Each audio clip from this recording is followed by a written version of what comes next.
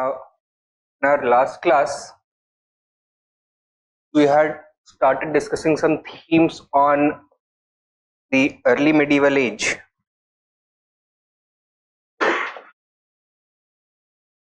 In which we had talked about the debate on Indian feudalism.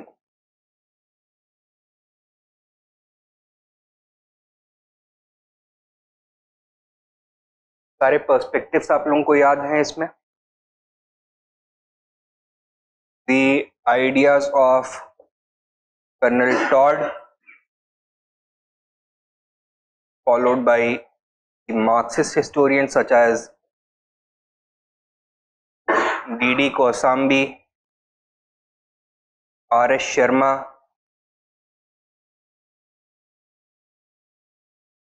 B.N.S. Yadava, etc. इन सब लोगों ने क्या किया है? फ्यूडलिज्म के आइडिया को एक्सेप्ट किया है, रिजेक्ट किया है? एक्सेप्ट किया है.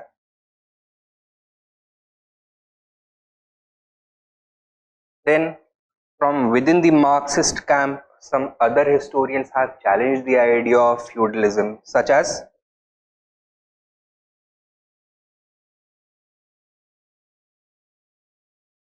Urban's Mukhia. He raised the question of whether there was feudalism in India or not.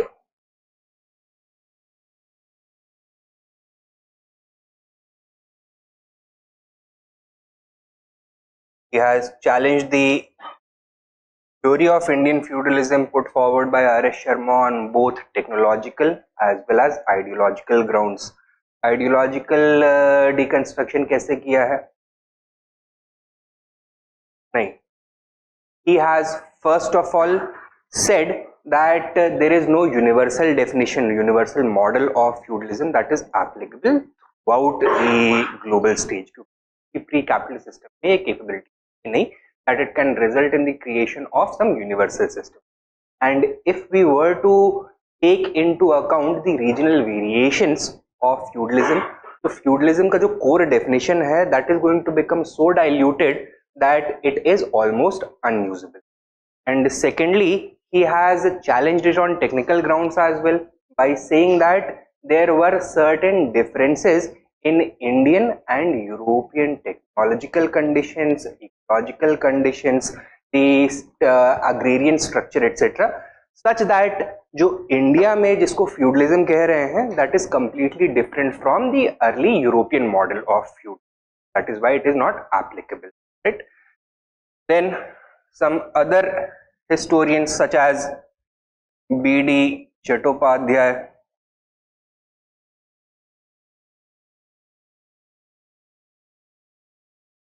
Ranbir Chakrabarti,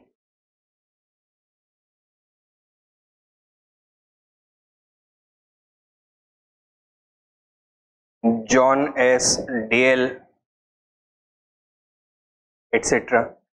They attacked the various pillars that were being used by these historians to support the idea of feudalism, such as B.D. Chattopadhyay, Ranbir Chakrabarti and John S. Dale have all called into question the idea of a monetary anemia,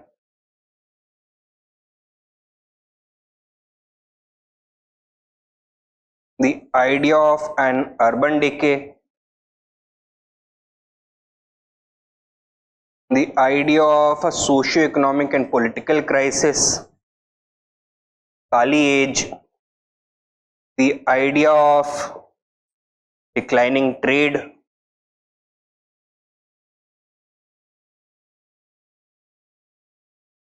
etc. तो इन सब के ऊपर इन्होंने question marks लगाए हैं.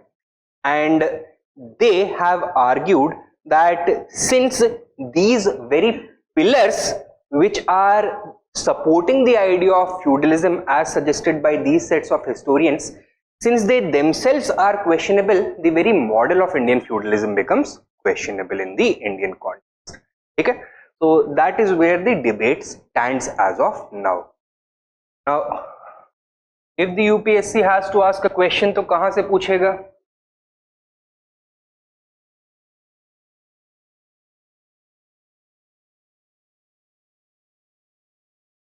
Historiography से पूछ सकता है क्वेश्चन, अलग अलग सेट्स ऑफ हिस्टोरियंस ने क्या बोला है इस टॉपिक के बारे में, और it can ask about the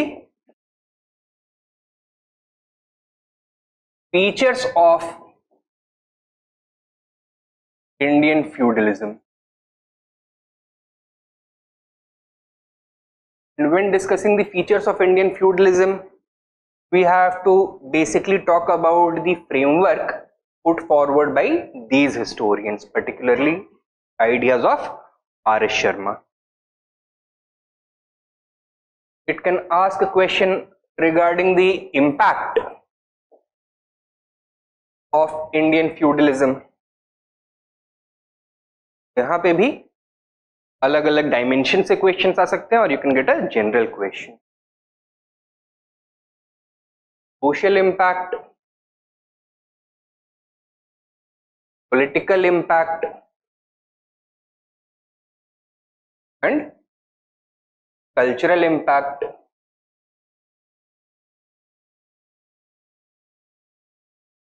economic impact, right.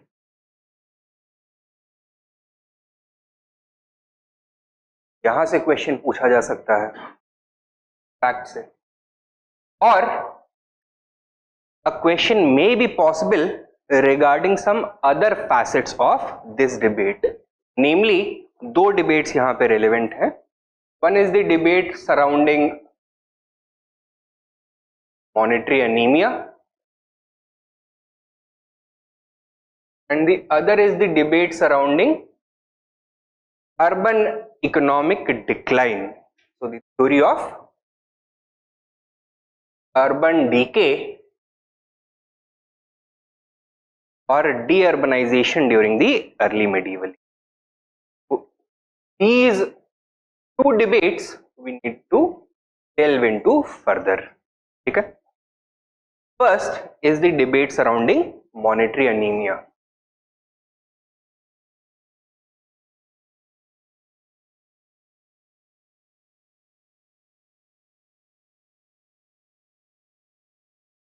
Anaemia सुना होगा सबने, क्या होता है?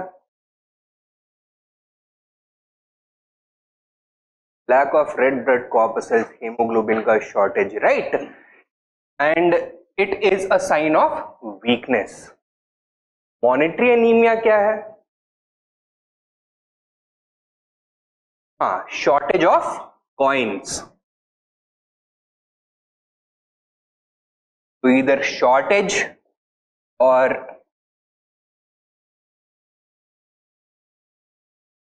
debasement of coins. ठीक है. Now, if there is a shortage and or debasement of coins, what kind of impact is it going to have on the economy? What is the relationship of the quality and volume of coinage with the volume of trade? Direct relationship है, inverse relationship? Direct relationship, right? So more the coinage, chances are that volume of trade is higher. Lower the coinage, chances are that volume of trade is lower. Localized economy, right? So shortage or debasement of coins goes hand in hand with the decline of trade as well. There is a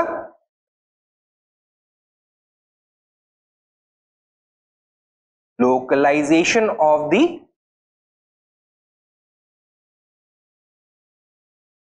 economy as well. Okay. Now, if the volume of trade, the distance over which trade is being conducted, that is becoming low, is it going to have any impact on production activities? Manufacturing ज़्यादा हो रहा होगा या कम हो रहा होगा ऐसे में? Is declining. Why? Because supply is going to be directly proportional to demand. and since demand is declining because of decline is trade, therefore supply भी कम ही हो रहा होगा, right? So there is going to be a decline in crafts production.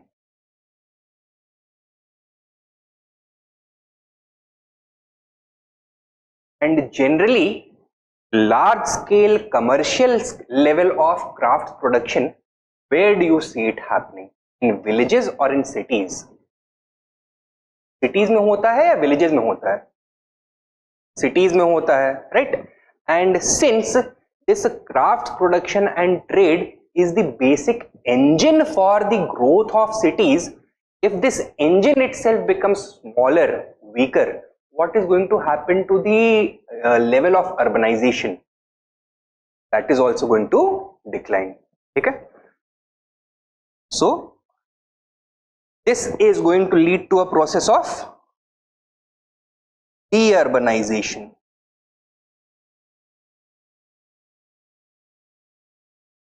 Or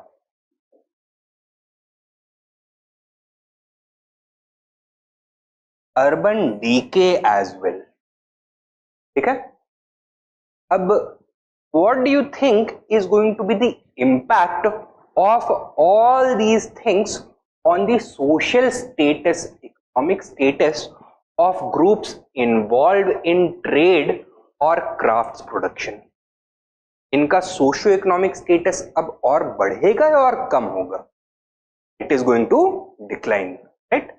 So there is an attendant decline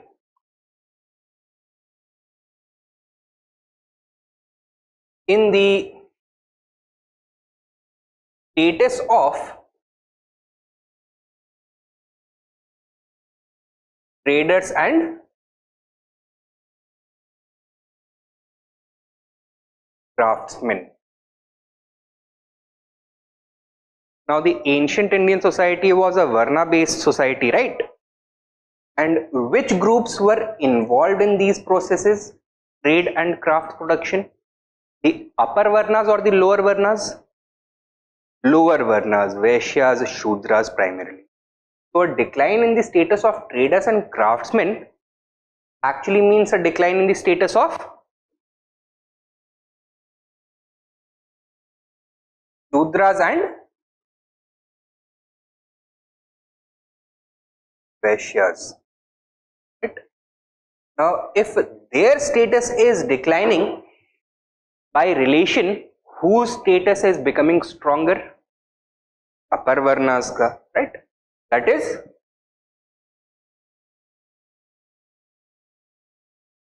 status of Brahmins and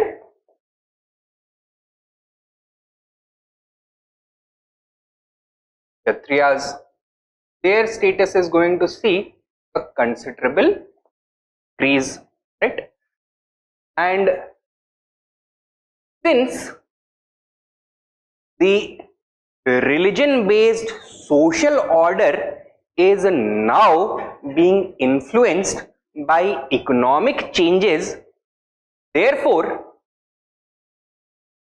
in order to prevent some kind of reaction from the lower Varnas, this ruling hierarchy, because this was the ruling class, they are going to come up with some other tools in order to ensure that there is no challenge to their position, right? So some changes are going to be brought about in the ideology as well, right? So the religion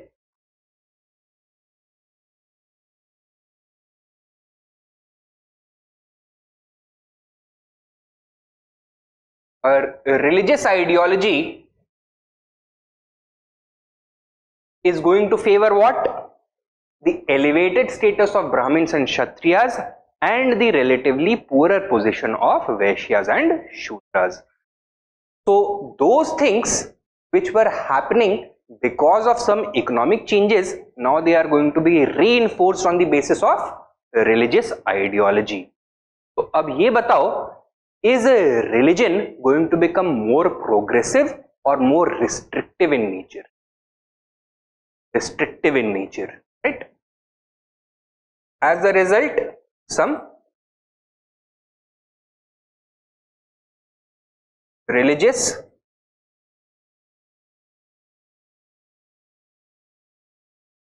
restrictions are going to be put in place as well, ठीक है? तो ये पूरा का पूरा जो idea है of monetary anaemia, which set of historians do you think came up with it? Marxist historians, क्योंकि उन्हीं का आइडिया है ऑफ फ्यूडलिज्म, ठीक है? So this is the basic position of the beginning of this debate. Marxist historians ने शुरुआत करी in association with their feudalism hypothesis. They gave the idea of monetary anemia. अब इन्होंने क्या बोला साथ में? That what is the time period for this monetary anemia? It began as early as the late Gupta age, ठीक है? तो 5th century CE से it lasted almost 600-700 years. The beginning of the 12th century,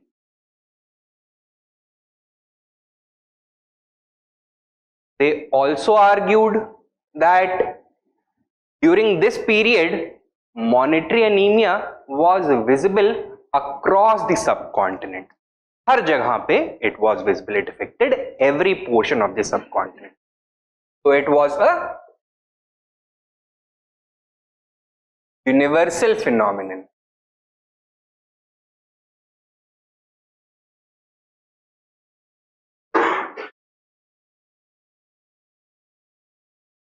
They also linked monetary anemia with what else?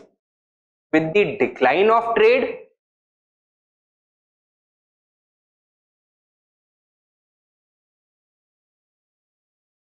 and the expansion of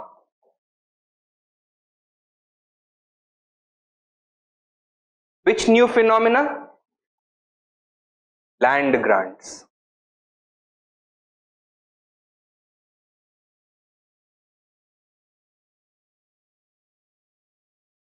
ठीक है? So according to the Marxist historians, these were the features of monetary anemia witnessed during this period. Now, are there any counter arguments?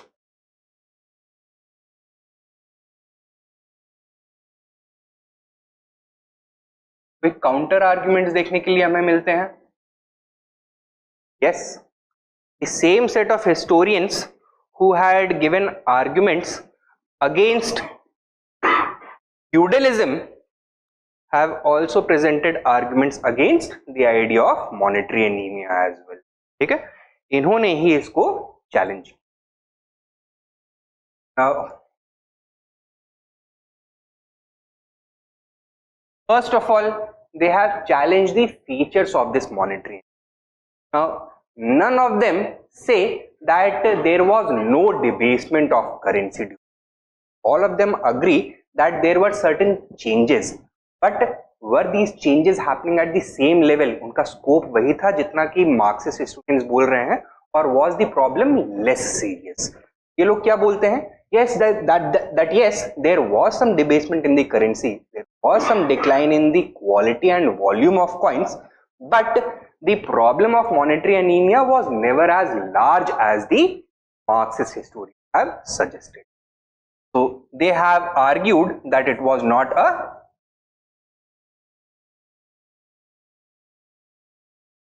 universal phenomenon.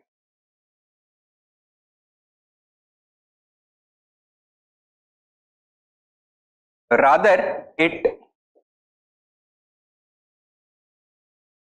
manifested itself differently in different regions.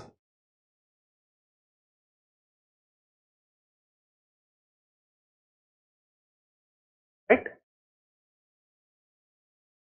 then they have given certain evidence to support their ideas. For example, they have given evidence of Harikela coinage in eastern Bengal from the 7th century onwards. A large number of silver coins were issued by the Harikela kingdom.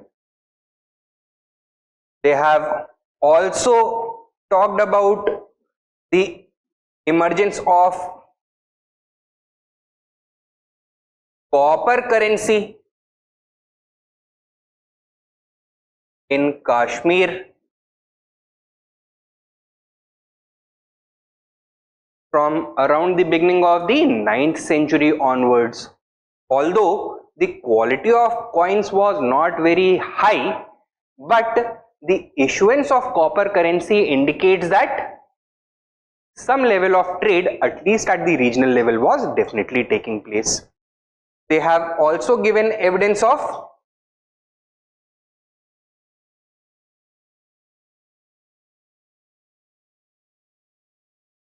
Kalachuri coinage in central India and Gahadwal coinage in the upper Ganga Valley during the 10th and 11th centuries AD respectively. Okay. Further, they also provide literary evidence of a healthy coinage system, healthy monetary system.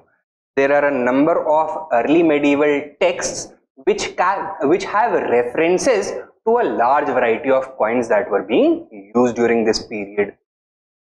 Further, they have said that in different parts of India, some other things apart from coins were being used as a medium of exchange, such as churni or metal powder, such as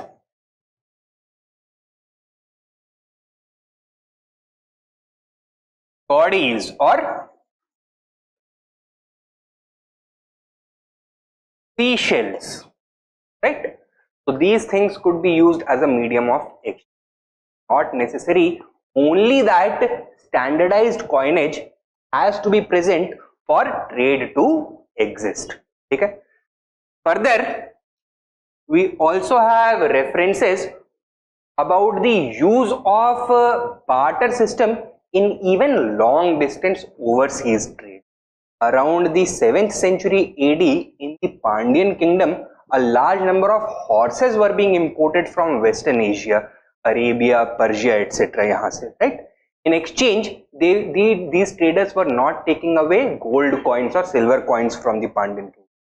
Rather, what were they taking away? Rolls of silk. Silk was being used as a medium of exchange. Okay? So,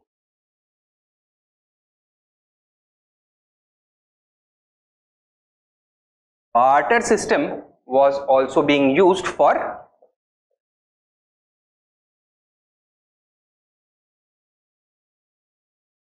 overseas trade.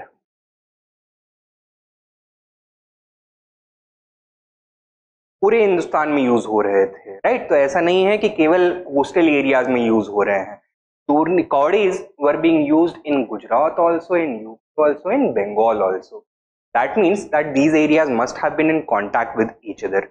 So this further weakens the idea that in areas के बीच में trade हो ही नहीं रहा था. There was complete localization of the economy, right? That idea becomes weak, because how else do you explain the presence of cowries, most of which were coming from Sri Lanka or the Maldives, in places such as Rajasthan and UP? कैसे हो सकता है अगर trade नहीं होगा? हो सकता है? नहीं हो सकता है.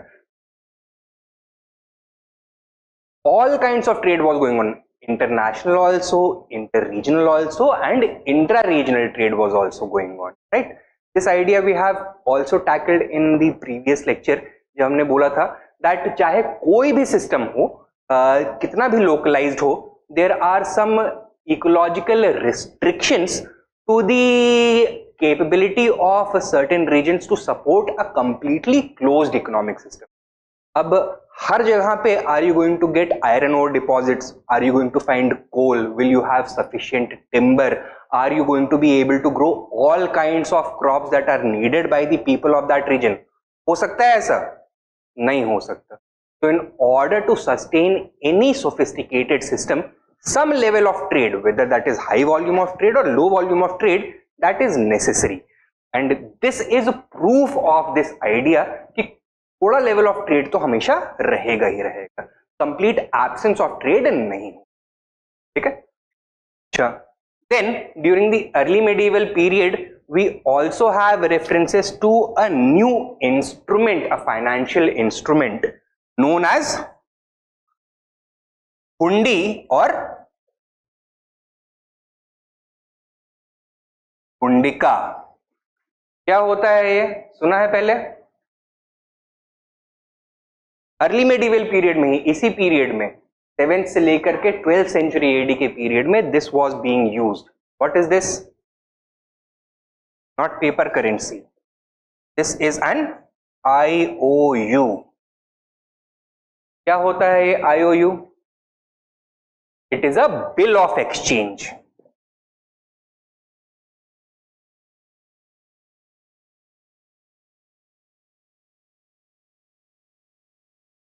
Suppose I am a trader in Gujarat, right? And I have to purchase some goods from, let us say, Arabia or Persia, right? Now I have good business dealings, I have goodwill in a particular market of Arabia.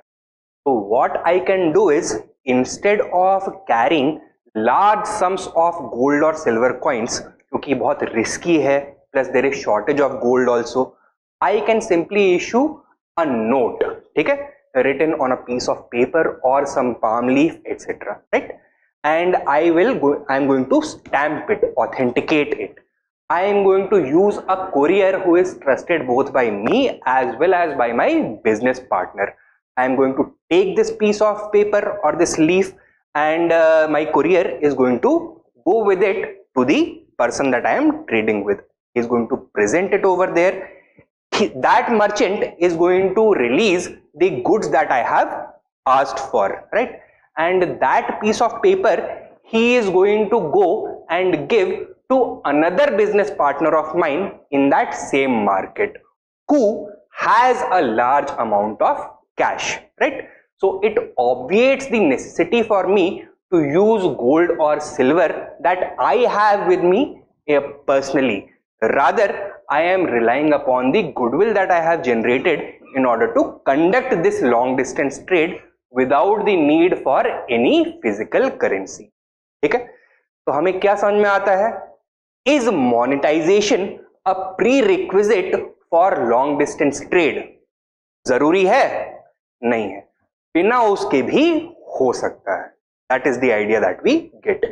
And the increasing use of hundi or hundika indicates that even without large volumes of currency, the volume of trade उस पे major effect नहीं पड़ रहा था. ठीक है. Rather ये जो पीरियड है between the 5th century to the 12th century, what was happening in South India? Coastal areas में क्या हो रहा था? Large scale urbanization was taking place. Second urbanization of South India was taking place. Cover किया ना हमने, 9th century onward second urbanization of South India took place. तो क्यों हुआ possible? Not only because of local agricultural growth, but because of the instrument of hundi or hundika, because of the flourishing status of overseas long distance trade as well. Is this clear?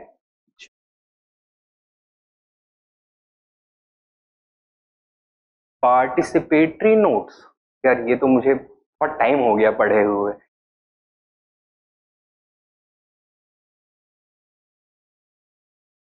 हाँ,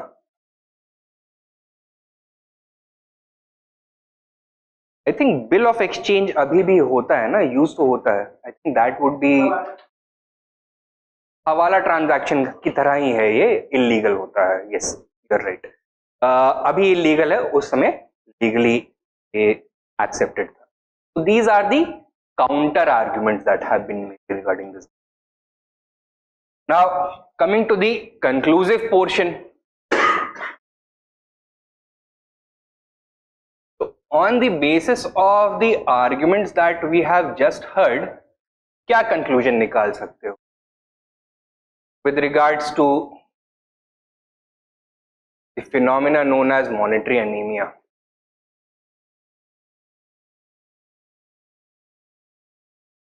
Was this a real phenomena or not?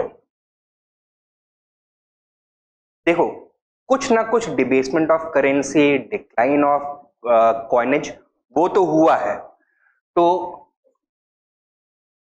To some extent it cannot be denied that a decline of currency, decline of coinage took place. Monetary anemia hua. And some of the arguments made by the Marxist historians regarding the attendant features of monetary anemia, such as the decline of trade, localization of the economy, decline in crafts production, de-urbanization, decline in the status of groups associated with trade, craft production, and increase in the number of land grants, ये सब हुआ, right? However, साथ में क्या और बोलना होगा? That it was only to some extent. It was not a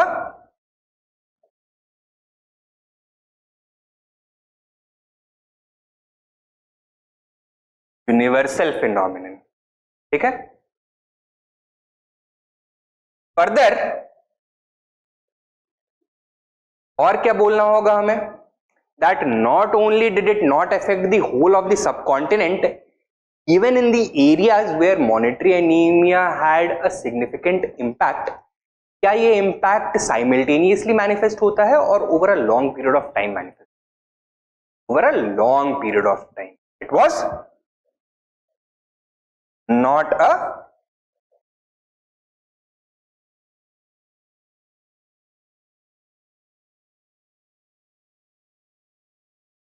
simultaneous development either. ठीक है? तो ये हो जाएगा इसका कंक्लूजन.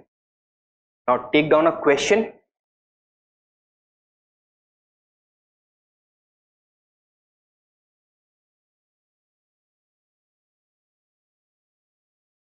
देखो, प्रोलाइट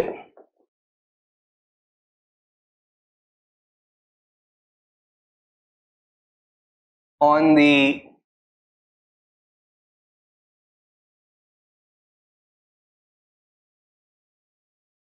monetary anemia theory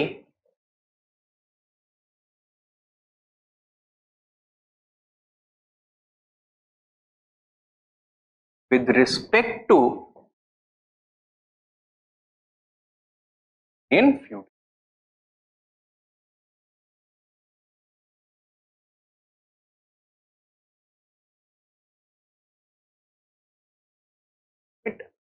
ये क्वेश्चन यूपीएससी पूछता है और and let us try to take certain notes in the context of monetary anemia in the form of an answer to this question. ठीक है? देखो, monetary anemia refers to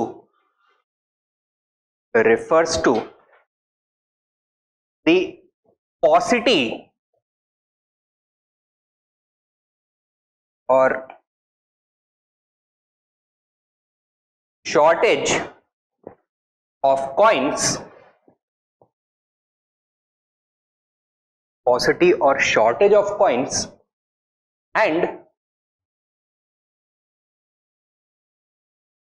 coins of poor quality,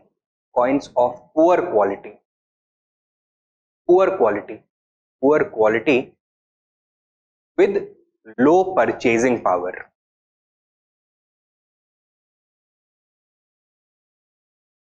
qualitative differentiation कैसे हो सकता है in various issues of coins? High quality coins के characteristics क्या होंगे? इंट्रिंसिक वैल्यू और जो फेस वैल्यू है वो ऑलमोस्ट बराबर होगा, indicating lower levels of metallic impurity. ठीक है, और क्या होगा? Standardization, right? कि हाई क्वालिटी कॉइन्स में आपको क्या देखने के लिए मिलेगा? All the coins that are being issued they have the same shape, date, same quality etcetera. Lower quality coins में there are going to be some inconsistency. ठीक है, किसी का शेप थोड़ा अलग होगा, किसी का वेट थोड़ा अलग होगा, किसी में किंग्स का इमेज या फिर डेट ऑफ इशू उसको ठीक से बनाया नहीं गया होगा, right? those kinds of things. All of this is going to have an impact on the value of the coin in the open market. जो standardized high value coins होंगे they are easily going to be accepted. poorer quality के coins उनको बहुत सारे लोग से मना कर देंगे, ये वाला कॉइन नहीं चाहिए, दूसरा कॉइन दो या फिर कुछ और सामान दो. ठीक है, that is what is going. Clear? Monetary anaemia का आइडिया क्या है? ईदर द पॉसिटी और शॉर्टेज ऑफ कॉइन्स और declining quality of coins with lower purchasing power. Clear? Next point write down. This idea was first suggested by D.D. Kosambi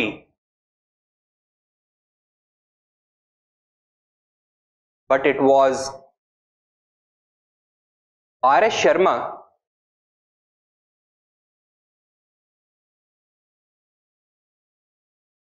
who brought to focus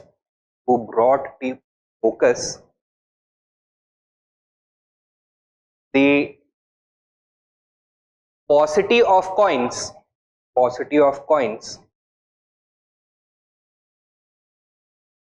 in India during the post Gupta period and linked it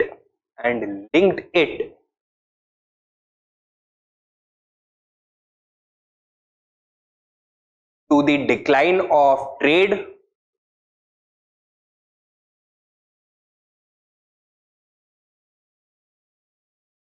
urban decay,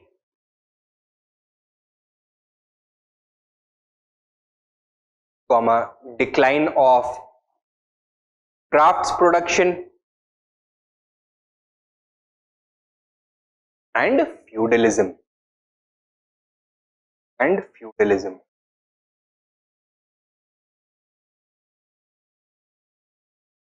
ठीक है, तो are S Sharma ने इस idea को और expand किया and he linked it to Indian feudalism. Next paragraph और next point you can write. During the 8th to 11th centuries,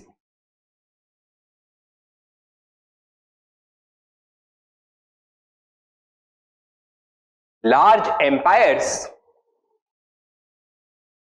had emerged in different parts of India. 8th to 11th century Indian history में किस episode से जाना जाता है? Tripartite struggle. So 3 large empires had emerged. In the western portion of India, which empire?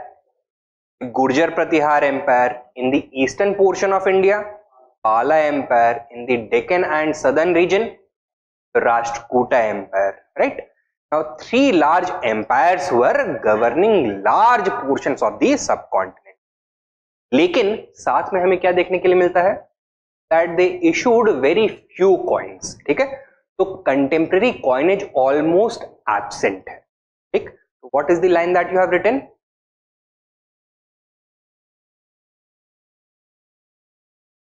In different parts of India. Sub point लिखो. However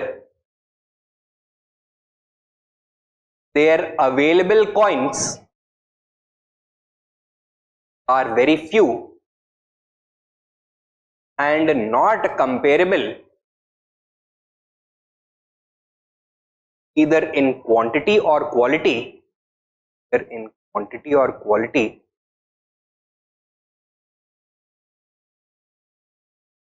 to earlier coins, to earlier coins.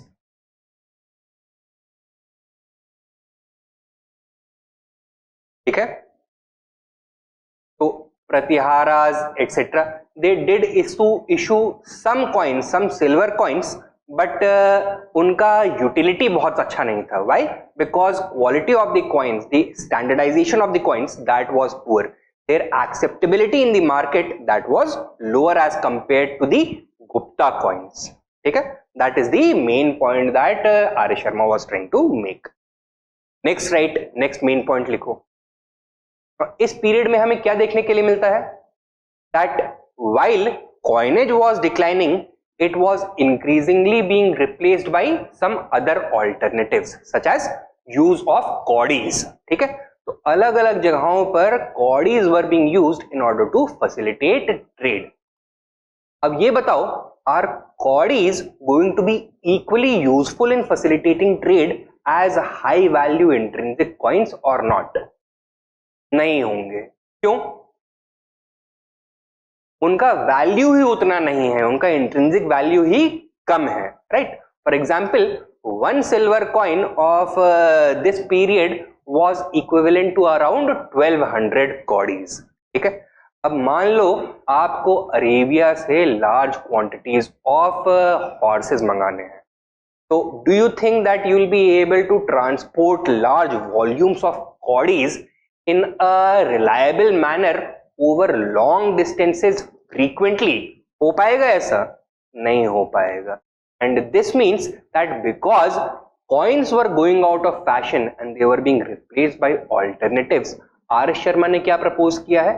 This indicates that the volume of trade as a whole was declining during. ठीक है, head down next point. Coddies were the main medium of exchange. However, they were a poor substitute for metallic coins.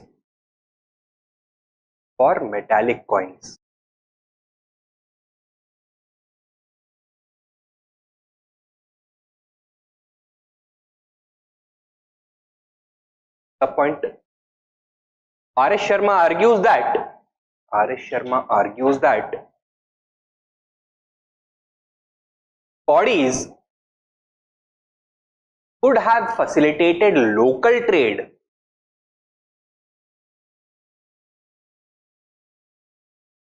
but were effectively useless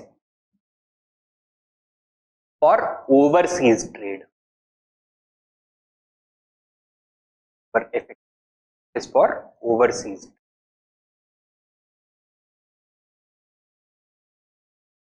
ठीक है, is this clear? Now, in some places coinage was also being issued at this point of time. जैसे हमने देखा था कश्मीर में 9th century में copper coins were being issued in substantial quantities. However, problem क्या था उसमें? Quality of coins was very poor. Standardization नहीं था. That means their acceptability in the market was considerably lower as compared to the earlier periods of coins.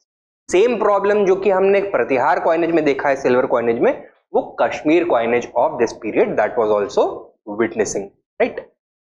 Now, R. S. Sharma ने क्या बोला है? That this did not mean कि कश्मीर में there was an increase of trade. Rather, he has linked the issuing of poor quality coins with the decline of trade and the shifting focus of the Kashmiri economy from urban trade and crafts production towards agrarian activities. क्या बोलते हैं are S Sharma? That ये coins केवल local trade को at a local level sustain कर सकते थे. and this was because the Kashmiri economy was becoming more and more agrarian in nature.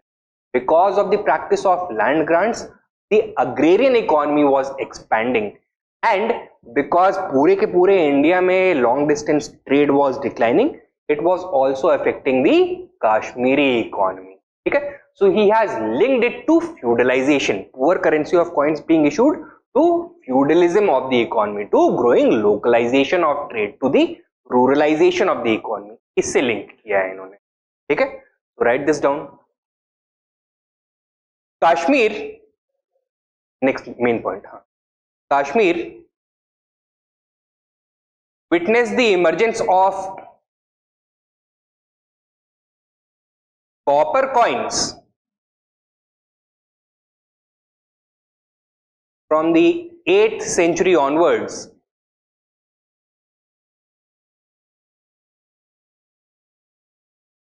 but these were of extremely poor quality.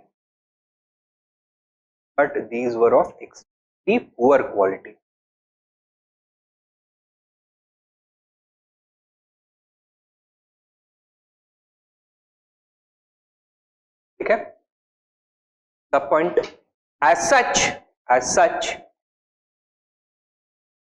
Paresh Sharma has linked this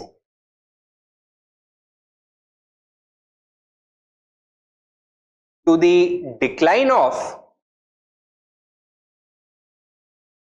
the urban economy and rise of the agrarian economy in the Kashmir Valley.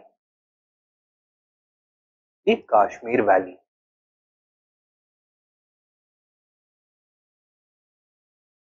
ठीक है,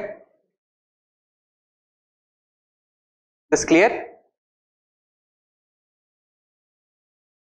Now, in other regions also similar trends were visible. For example, Odisha के region में around the year 600 AD, तो मतलब 550 से 650 AD के बीच में, there are no coins which have been found at all.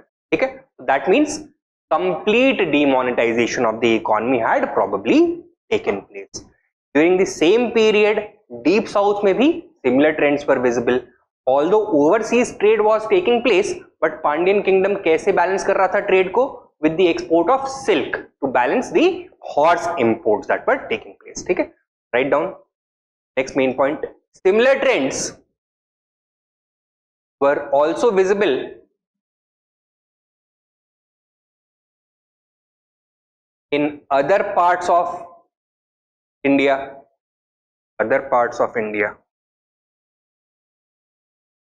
दो सब पॉइंट्स लिखो. Number 1, around the 7th century AD,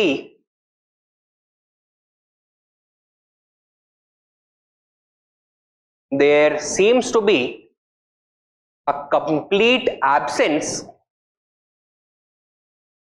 of coins and the use of the barter system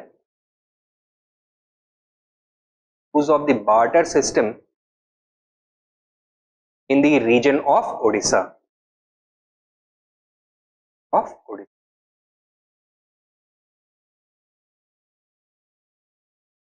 ठीक है, second sub point. In the Pandyan kingdom,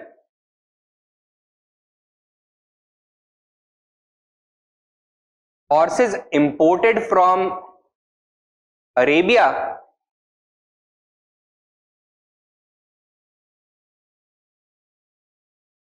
were balanced by the export of silk, spices or ivory rather than cash.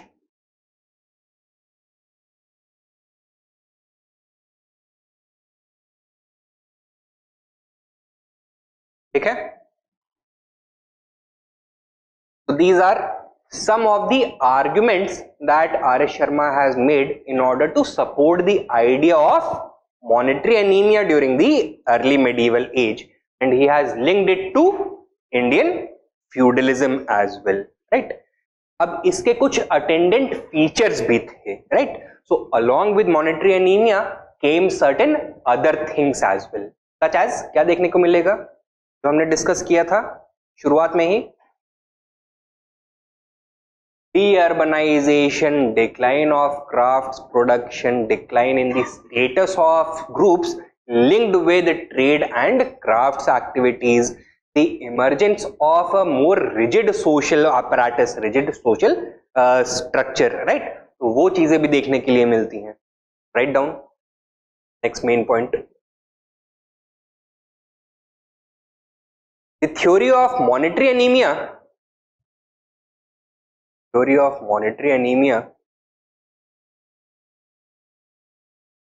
can be associated with some other characteristics such as declining trade and urbanization.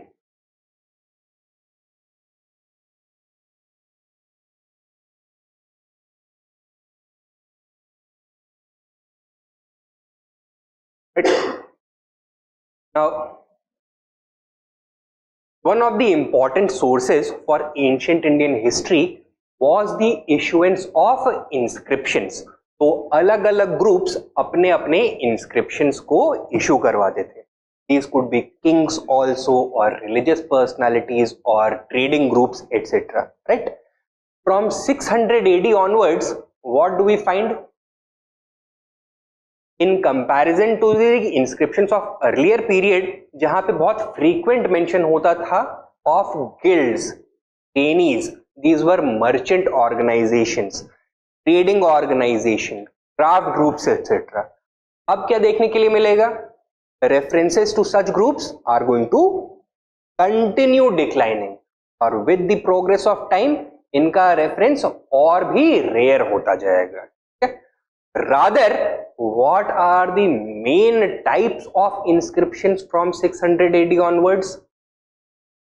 Donative inscriptions, recording the donation of land to various entities, Brahmins, Buddhists, a number of officials, etc. They were getting land grants either from the kings or from other entities, right?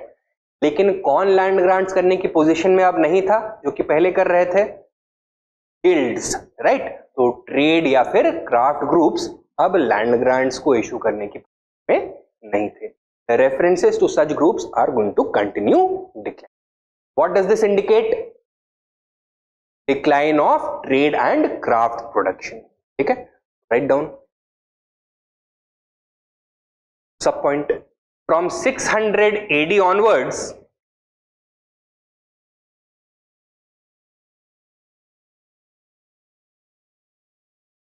we find fewer and fewer references. We find fewer and fewer references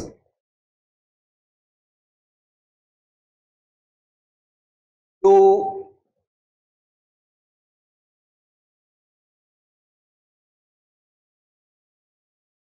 guilds and craftsmen, indicating the decline of the urban economy.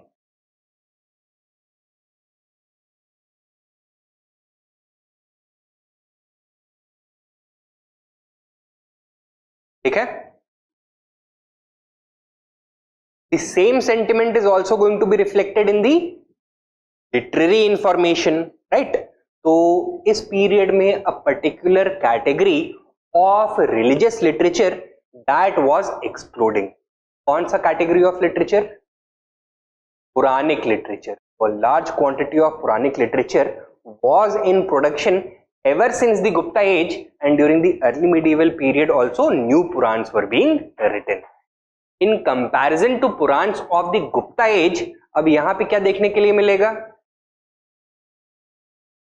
They were describing a socio-economic setup which was more and more resembling a rural setup rather than an urban setup. ठीक है? तो in comparison to the earlier Purans, जो इस period के Purans हैं, वो ruralization की तरफ, ruralization का picture paint कर रहे हैं. Write down. The Puranic literature, next sub point, the Puranic literature, next sub point.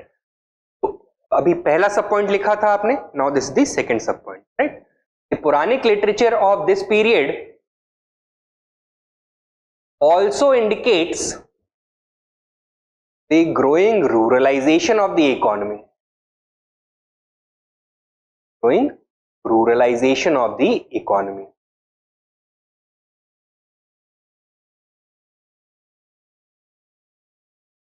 ठीक है?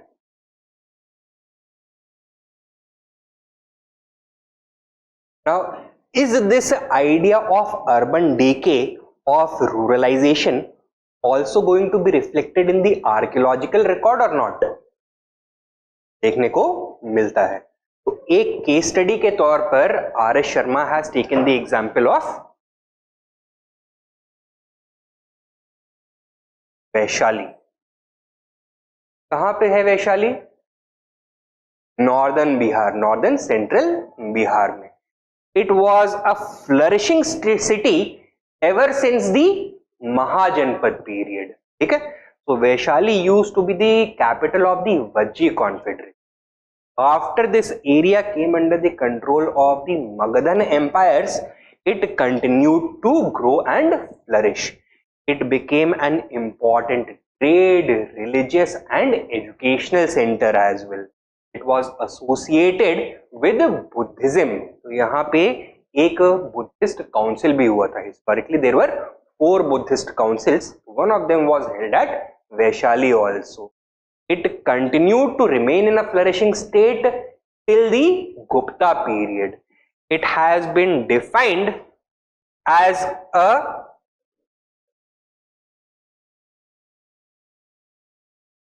Mahanagar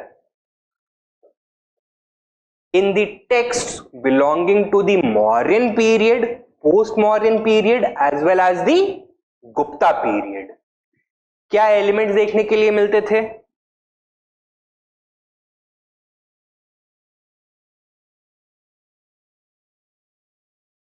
Flourishing trade, presence of a large number of foreigners who were here primarily as traders,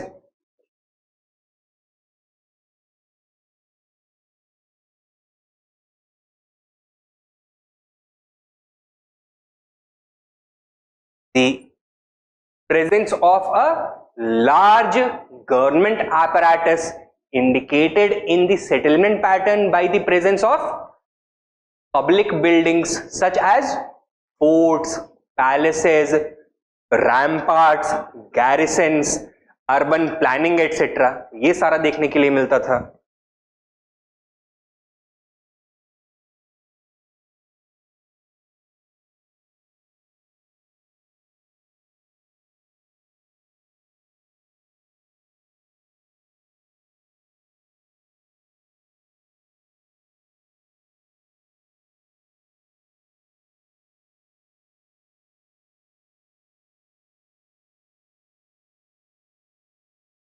The presence of a large number of monasteries, primarily Buddhist Sangha से associated structures such as vihars, chaityas,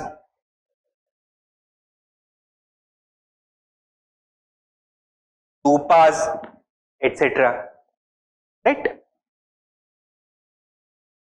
लेकिन are S Sharma क्या बोलते हैं? That after the decline of the Gupta Empire, are these features going to continue or are they going to disappear? They are going to disappear. Rather, features of urban decay will become visible. ठीक है, तो from Vaishali during the early medieval period a large number of coins were discovered.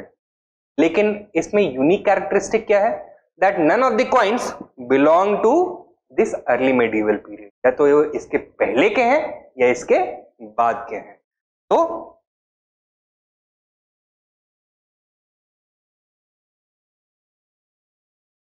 paucity of coins, that is monetary anemia. ठीक है. Secondly, जो large scale urban planning हमको during the urban phase देखने के लिए मिल रहा था, what is going to happen now, that is all going to disappear. And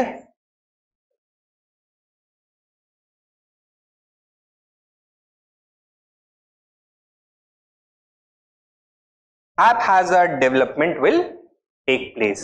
Many of the early structures are going to be abandoned. They are going to fall into disuse. They are going to disintegrate, become dilapidated. And लोग अब क्या करेंगे, ये जो पुराने structures थे ना, इनमें जो बिल्डिंग मटेरियल यूज हो रहा था, ईंटें वगैरह लग रही थी, उनको निकाल के ले जाएंगे. They are going to repurpose them. ठीक है. तो used bricks were used for construction during the early medieval period. पुराने स्ट्रक्चर्स थे उनको तोड़ा जाएगा या फिर उनसे जो बिल्डिंग मटेरियल है ले करके नए स्ट्रक्चर्स बनाए जाएंगे. एंड बिकॉज ये प्रोसेस हो रहा है, जो पुरानी बिल्डिंग्स थी उनको कंप्लीटली डिस्ट्रॉय करके रीबिल्ड नहीं किया जा रहा है, therefore the level of urban planning that is also going to suffer during this. ठीक है. During the urbanization phase, the size of the population living in Vaishali appeared to be considerably larger than it did during the early medieval age. So the size of the settlement also appeared to decline. ये जो large monuments देखने के लिए मिल रहे थे, such as the vihars, chaityas and stupas, now during the early medieval period new construction होगा? नहीं होगा. So no new construction is going to take place. The large number of foreigners who were arriving in Vaishali for business related purposes, इस period में वो देखने के लिए मिलेगा? नहीं मिलेगा. Indicating the utility of Vaishali as a major trade center that was also decayed. ठीक है. So next sub point you can write.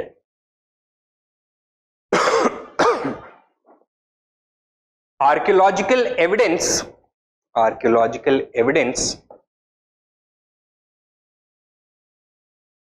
of urban centers such as Vaishali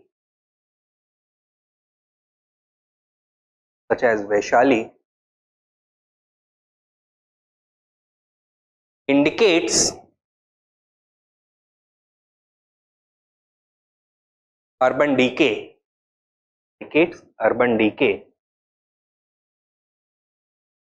In the form of haphazard construction,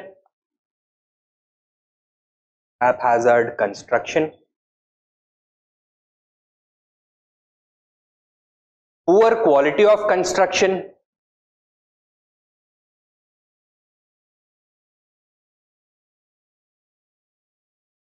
the use of used bricks for construction,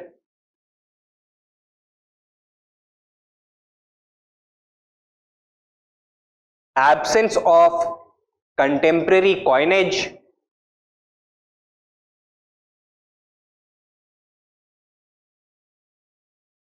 declining size of the settlement,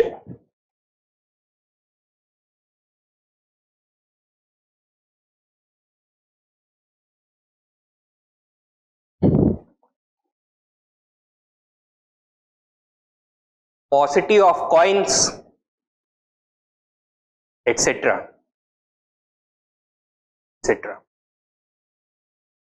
ठीक है.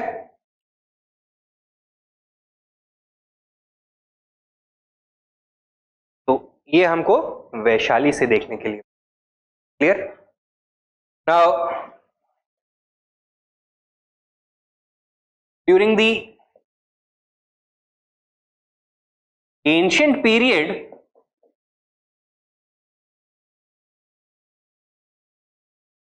what were the roles that cities were providing? What were the roles that they played?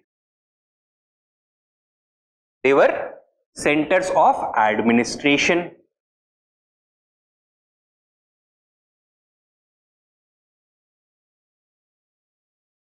They functioned as military centers also, garrisons.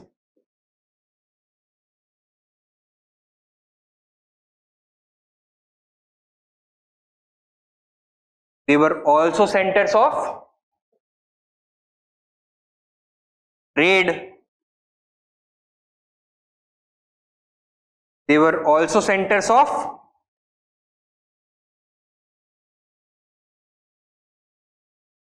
craft production, production centers या craft centers थे ये. They were also centers of religion and cultural activities.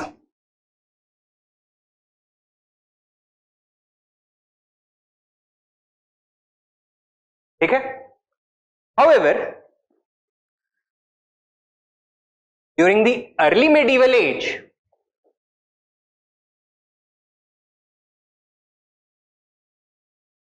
the traditional ancient cities were replaced by new categories of towns, of urban settlements, known as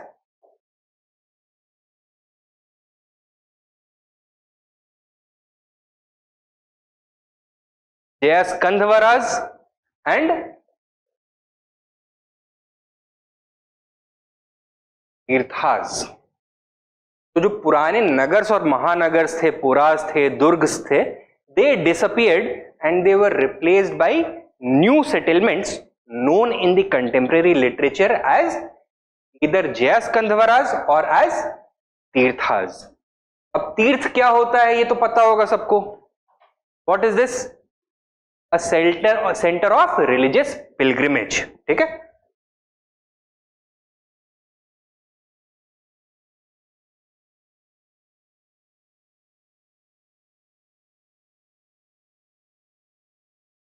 Why do you think these kinds of towns emerged, these kinds of centers emerged during the early medieval age? Because of the construction of a large number of religious buildings, primarily temples. And in temples को कैसे support कर रहे थे local rulers और feudal lords? Land grants दे रहे थे इनको. Large quantities of lands were being gifted to these temples. Now these temples were not simply religious centers. यहाँ पे और भी बहुत सारी activities हो रही हैं. They were large consumers of a large variety of goods. Large quantities of flowers, wood, utensils, agricultural produce, etc. were being consumed over here. इनके पास बहुत सारे lands थे. अब पुजारी लोग खुद तो कल्टिवेशन करेंगे नहीं. They were providing direct employment to a large number of cultivators as well. ठीक है? Now these temples were also centers of education. During this period, early medieval age में एक और movement emerge हो रहा था, very powerful popular movement, religion के अंदर ही, भक्ति movement, right? और भक्ति movement was encouraging तीर्थ यात्रास, that पुण्य कमाने के लिए आपको अलग अलग temples में जाकर के दान वगैरह करना होगा. This idea was being promoted, right? And as a result, around these temples एक मेजर इकोनॉमिक डेवलपमेंट होने लग गया. These temples emerged as engines of growth. धीरे धीरे यहाँ पर कुछ लोग सेटल होने लग गए. Some level of trade also took place, and ultimately some of these तीर्थास emerged as urban centers. ठीक है? ये जय स्कंधवरा क्या है? जय मतलब विजय, विक्ट्री. स्कंध मीन्स war. ठीक है? तो जय स्कंधवरास are associated, going to be associated with what? military victories. ठीक है, these were primarily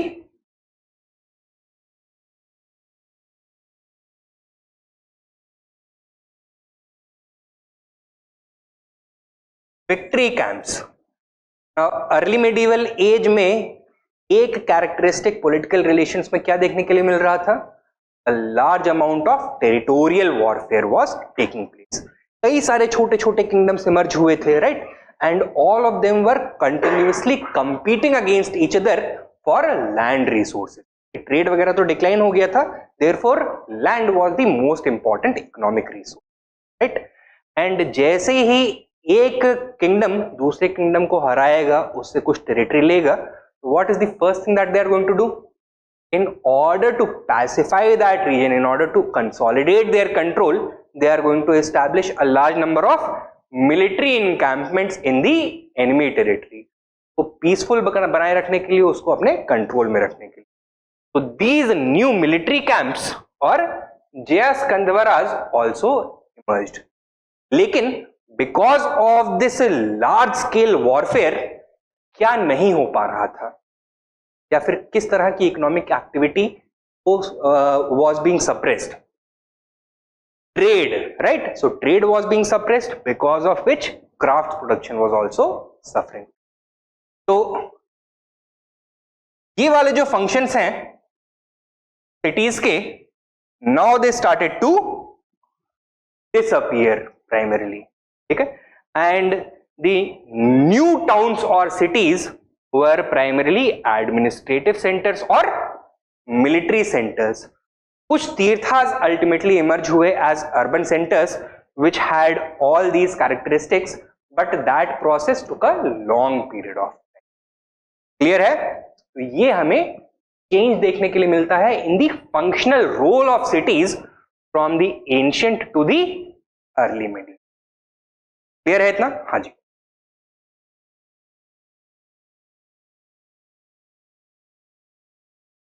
social field में भी होगा, बिल्कुल होगा.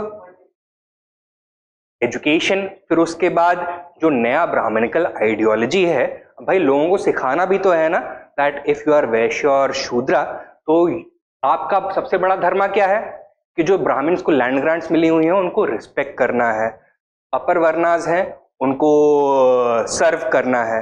You don't need, you can not rebel against the local feudal Lord. Feudal lord के against rebellion is equivalent to rebellion against God himself. अब कई सारे, जैसे जैसे एग्रीकल्चर एक्सपैंड हो रहा था, a number of new groups, tribal groups were being incorporated, उनको सेटल किया जा रहा था, right, and they were also supposed to be given a social rank, right, in the society, so that their economic utility could be realized as cultivators, so that they could continue supplying the agricultural surplus from the producer level up to the upper levels, feudal lord के पास, temple के पास जितना भी धन है वो पहुंच जाए. कैसे किया जाएगा? थ्रू दीज टेम्पल्स ओनली ना, यहीं पे किया जाएगा. फिर उसके बाद these temples were also emerging as centres for the alignment of tribal religion with the Brahmanical religion. अब अलग अलग ट्राइब्स अपने अपने देवी देवताओं को मानते हैं. अब क्या करेंगे टेम्पल्स में कि वही जो ट्राइबल आइडियोलॉजी है उसको लेजिटिमाइज करेंगे और ब्राह्मणिकल आइडियोलॉजी के अम्ब्रेला के अंडर उसको ले आएंगे, ठीक है. तो पुराण्स में through the idea of avatars, for example Vishnu के 10 अवतार, राइट, तो the tribal god is going to be given the status of the avatar of one of the Vedic gods. And अब क्या किया जाएगा कि जो ब्राह्मणिकल फॉर्म ऑफ वर्शिप है, यज्ञास वगैरह, उसको it is going to be given the same status as the tribal form of worship, the setting up of shrines, singing of devotional songs, dance performance, etc. So alignment of Brahminical ideology and tribal ideology is going to take place, but under Brahminical control only, and this function is going to be performed by the temples only, ठीक है. तो ideology का बहुत major role रहेगा यहाँ पर इन तीर्थ stations के फर्दर राइज में. ऐसा नहीं है कि हर temple, every temple is going to become a major pilgrimage centre. Some are going to be more popular, some are going to be less popular. Clear? Brahminical domination further strengthened during. Social hierarchy became more rigid, became more vertical. ठीक है, ऐसा Marxist historians बोल रहे हैं. Counter arguments भी हैं कुछ. For example, BD Chattopadhyay बाद में आर्ग्यू करते हैं that at any given point of time जो पूरा का पूरा देश है उसमें maximum 20% of the land was being given to Brahmans as land grants. अब आर एस शर्मा ने क्या बोला है कि ये जो टेंडेंसी है ये क्यों राइज हो रही थी? Because of the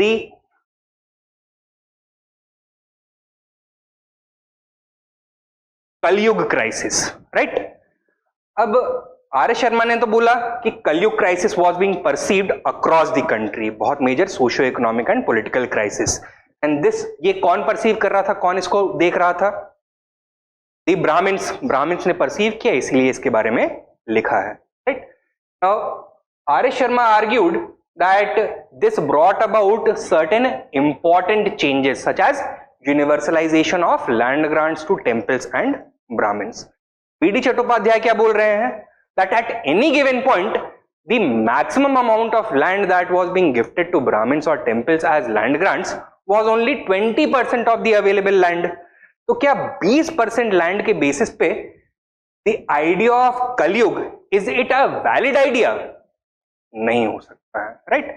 It was a marginal issue, and that is why BD Chattopadhyay says that ये जो कलयुग crisis है, it was not as big as are S Sharma had perceived it to.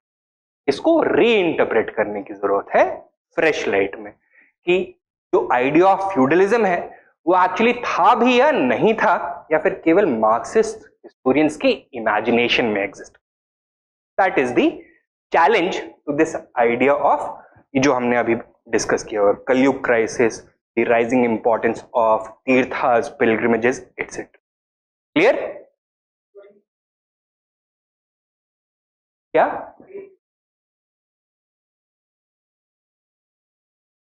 BD Chattopadhyay के ideas काफी recent है, 2002-2003 के ideas हैं. तो अब this represents the latest thinking in this field, right? तो अभी इनको रीइंटरप्रेट नहीं किया है. मार्क्सिस्ट जो ट्रेडिशनल मार्क्सिस्ट हैं उन्होंने कोई रिस्पॉन्स नहीं दिया है अभी बीडी चट्टोपाध्याय के आइडियाज के बारे में.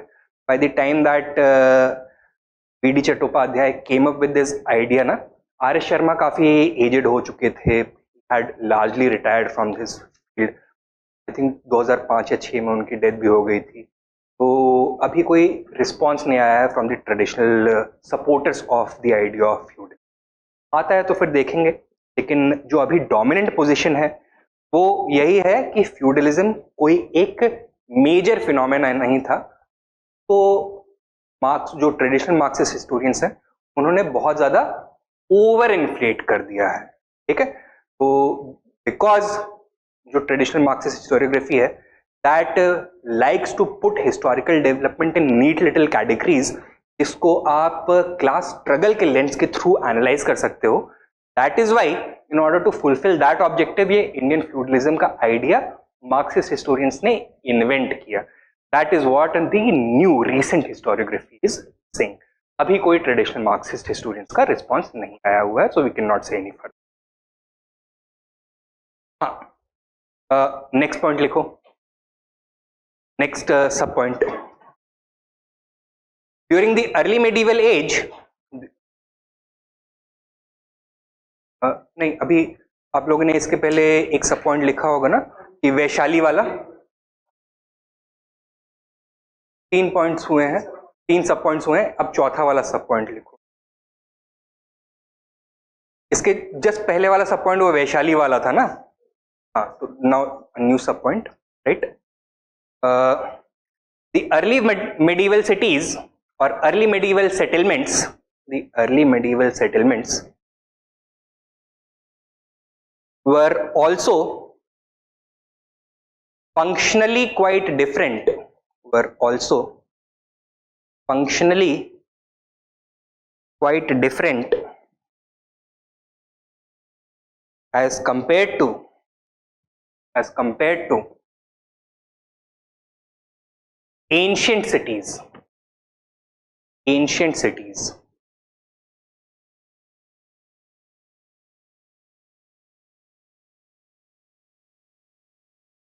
The contemporary sources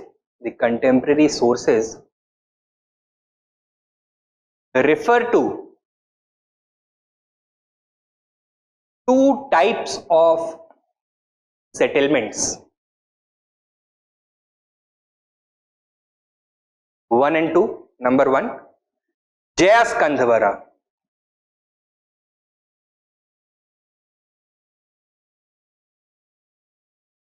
These were military encampments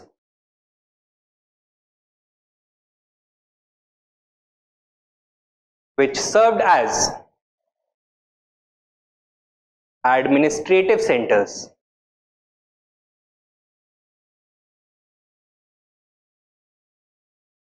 Number 2, Tirthas. These were pilgrimage centers associated with the growing temple cult. These were pilgrimage centers associated with the growing temple cult.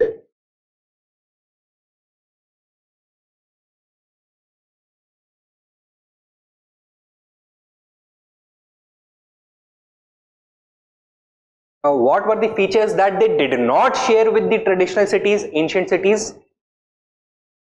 They were not trade or production centers or cultural centers. Okay, so write down. These, इसी जो सब point लिख रहे थे उसी का continuation. These new centers were not trade, production or cultural centers like the ancient Indian cities,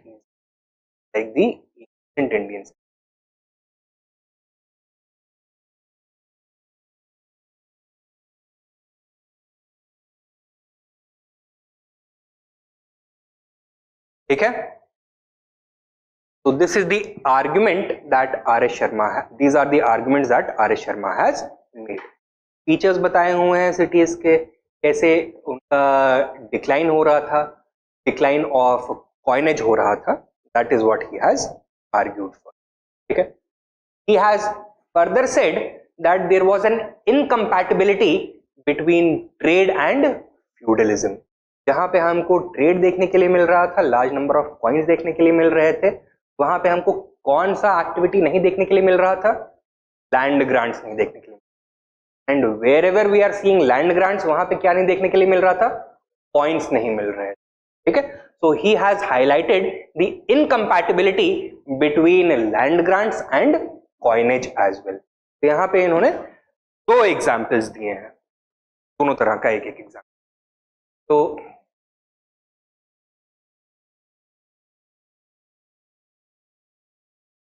shahi kingdom, Hindu Shahi dynasty सुना होगा आप लोगों ने नाम.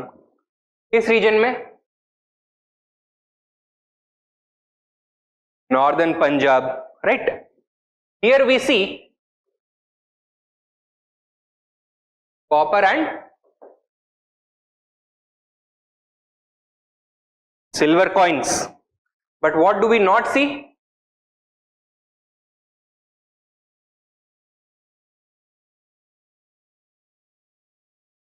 Absence of donative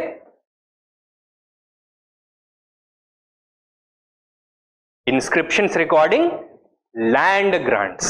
ठीक है.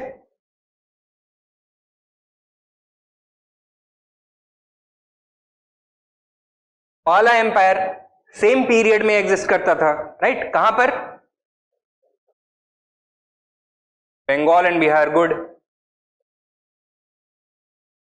Here we see a large number of copper plate donative inscriptions, but क्या नहीं देखने के लिए मिलता है? कॉइन्स नहीं देखने के लिए मिलते हैं।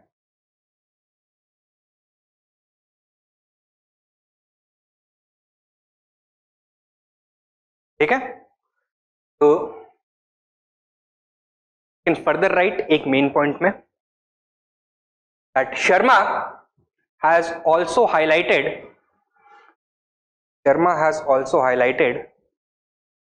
the incompatibility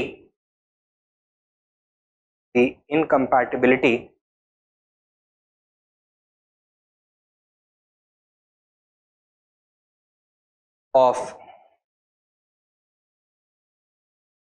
coinage and land grants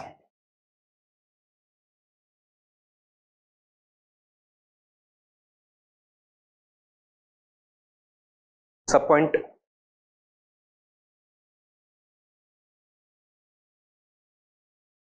The Shahi rulers of northern Punjab issued a large number of coins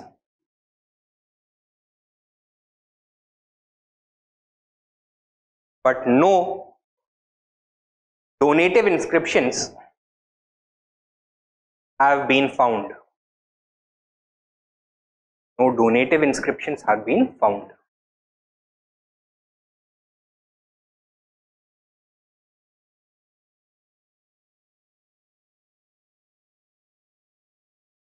Sub point.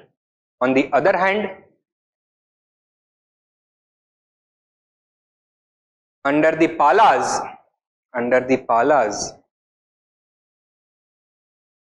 a large number of copper plate donative inscriptions were issued, but no coins have been discovered. No coins have been.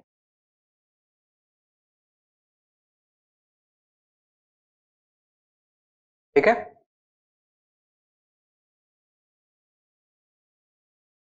ये जो set of ideas हैं, all of them support the idea of monetary anemia in India during the early medieval period.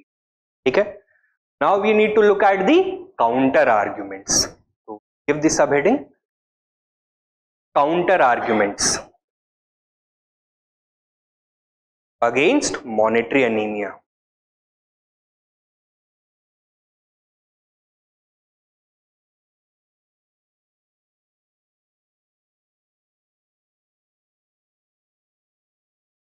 एक remember क्या counter arguments किए थे ED Chattopadhyay, Ranbir चक्रवर्ती, John S del ने बताया था अभी, क्या क्या बोला था? It was not universal first of all. Secondly, the level of the demonetization as being argued was not as deep. There was some debasement, but it was not a universal phenomena and there was not a complete absence of currency.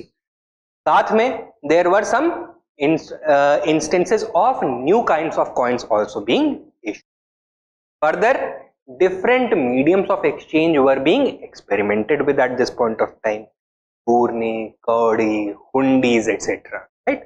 All this indicates that the kind of decline of trade that the supporters of feudalism and monetary anemia were talking about, that was actually not there at all. Okay? Write down. Several historians have questioned the idea of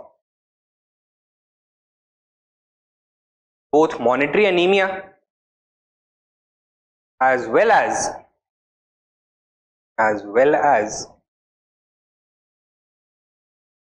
decline of trade.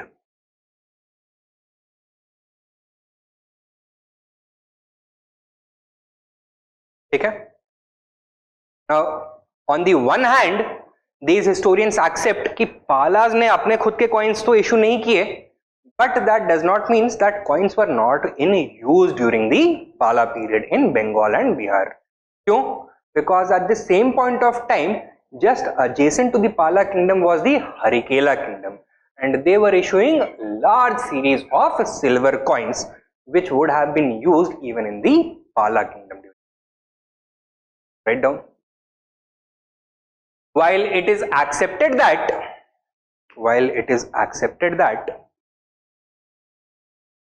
the Palas themselves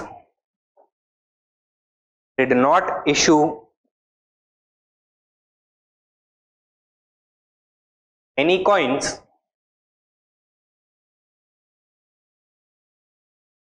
at the same time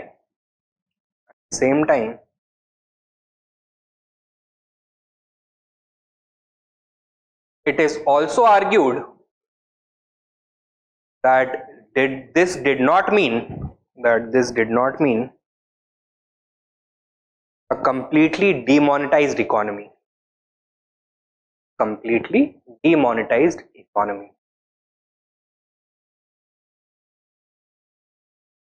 Stop. It has been suggested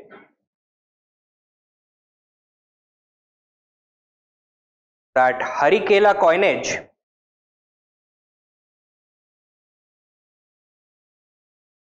was in wide circulation. Harikela coinage was in wide circulation within Pala territory.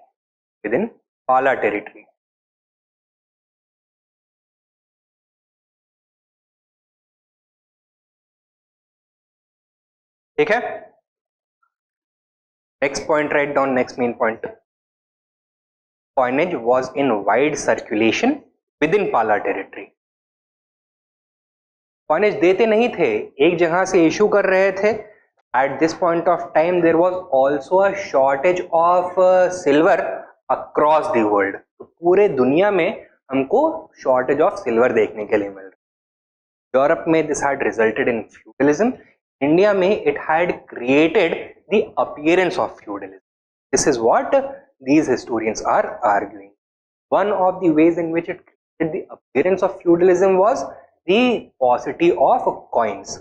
ऐसा नहीं है कि हर जगह पर ये problem उतना ही acute. Some regions, special regions, इन regions में trade अच्छे से developed था. A large quantity of precious metals was coming in, which was being used by the local rulers to issue currency, and this currency was being used not only in their kingdoms but also in the kingdoms of their trading partners. Major trade partner of East Bengal, जो चिटगोंग ढाका वाला region है, that was the Pala Empire. So therefore large quantities of Harikela coins have also been found in the Pala Empire. Bihar, Bengal, even in eastern UP, यहाँ तक हमको ये coins देखने को मिले. ठीक है? तो what have we written? Eastern Bengal, जो coastal region of eastern Bengal है, बांग्लादेश है, वहां वाला region. Later it came under the Pala kingdom, but for almost 500 years it existed as a separate kingdom. ठीक है? तो पाला रीजन इट वाज जो नॉर्दर्न बंगाल, वेस्टर्न बंगाल और बिहार वाले रीजन. जो ईस्टर्न बंगाल वाला रीजन है, कोस्टल रीजन सदर्न बंगाल वाला, that was under Harikela coinage, Harikela dynasty, even in Pala territory. दूसरा हमको क्या चीज देखने के लिए मिलता है? Although the number of coins was declining, but coins were being replaced by certain alternatives such as churni or cowdies, etc. Write down. Additionally,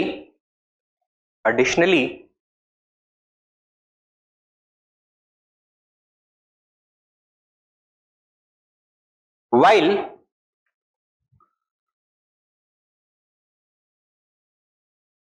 fewer coins were being issued,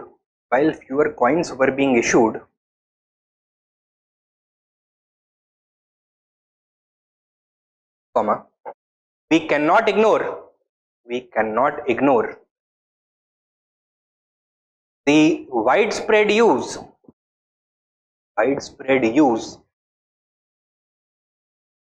of churni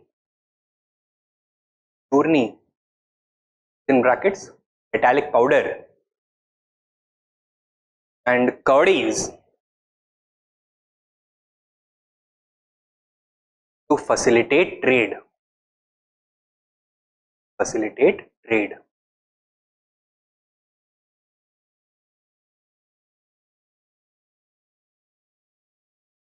ठीक है, this clear? Next point लिखो. Historians such as B.D. Chattopadhyay, Ranbir Chakraborty and John S. Dale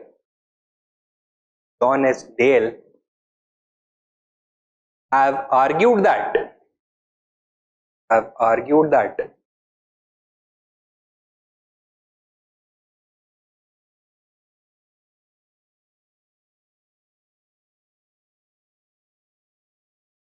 early medieval age did not witness any severe financial crisis. Full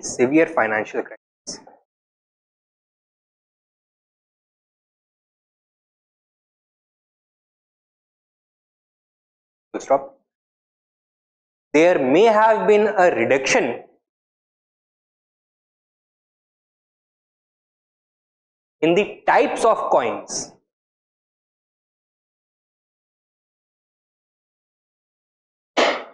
and quality of coins, but not in the volume of coins.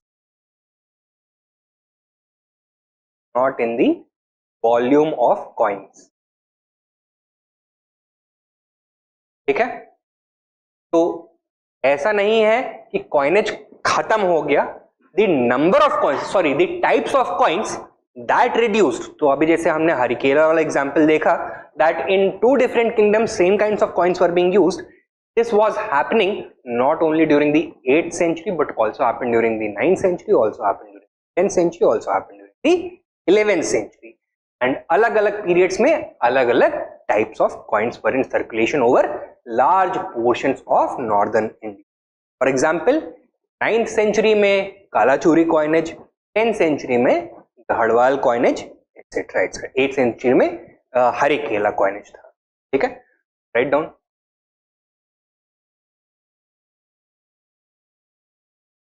During the 9th century,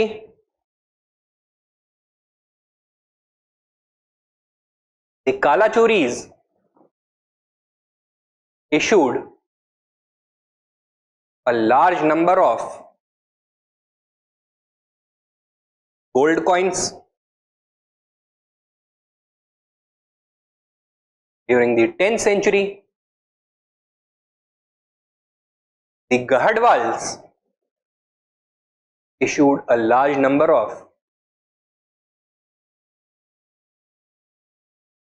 silver and copper coins.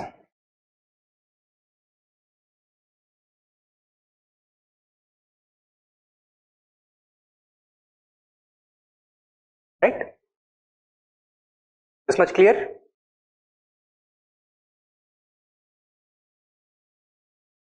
Now, early medieval period का जो literature है, that also makes references to a large variety of coins that were in use during this. Write this down.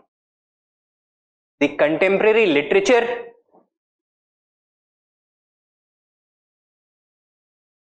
such as, and write these names,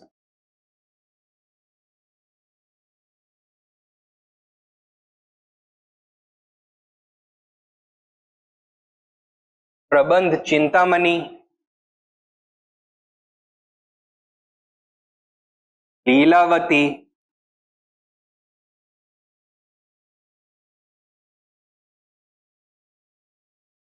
लेखा पद्धति,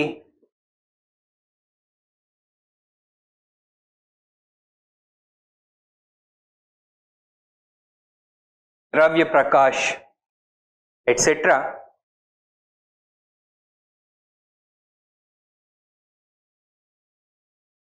द्रव्य प्रकाशिका etc. refer to a large variety of coins such as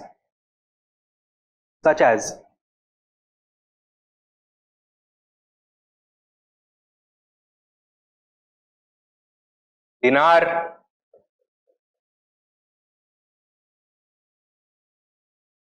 कर्षपना, रूपका,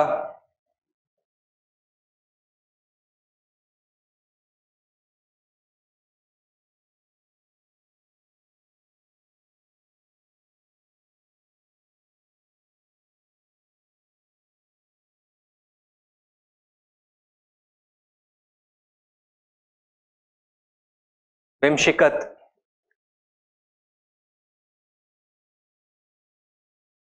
etc. ठीक है।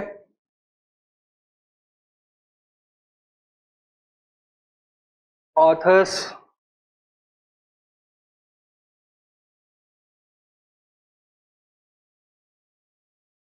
Lilavati,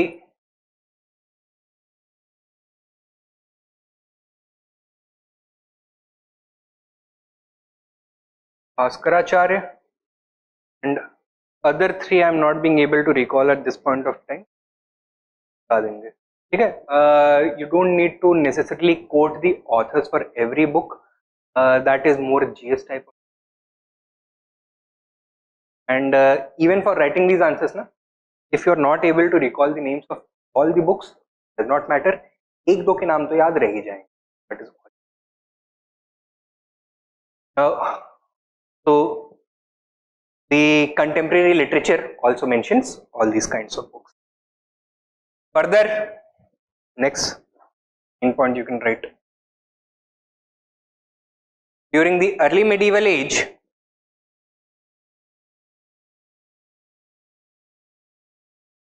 we also witness the increasing use of new financial instruments such as the hundika or hundi. New financial instruments as the hundika or hundi, which was used to facilitate long distance trade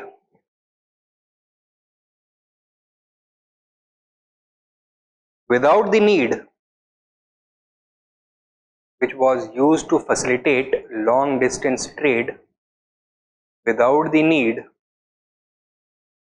for a large quantity of metallic coins.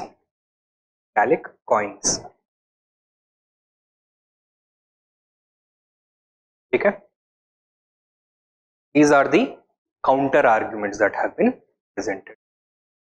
Now about the conclusion. याद है क्या discuss किया था हमने? The idea of monetary anemia on the basis of these arguments and counter arguments can be accepted, but only to a certain extent. It was not a universal phenomena, nor was the phenomena of monetary anemia a simultaneous one. It affected different regions of the subcontinent at different points of time. Write down. On the basis of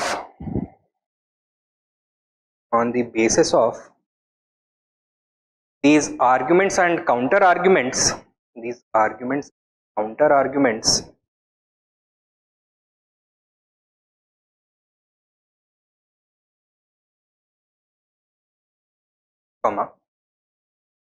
it can be concluded, it can be concluded that the phenomena or the theory of monetary anemia, that the theory of monetary anemia can be accepted to a certain degree.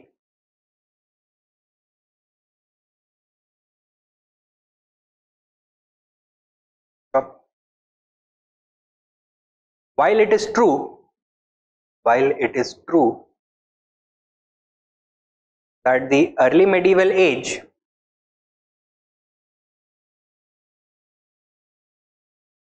witnessed a distinct decline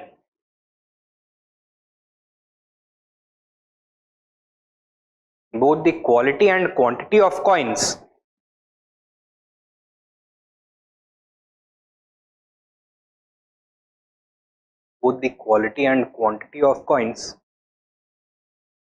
comma, it is also important to remember that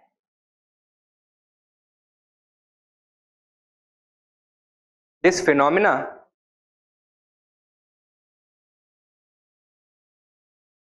was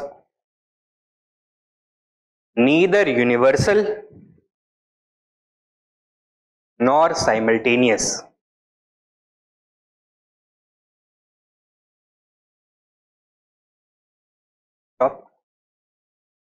Further,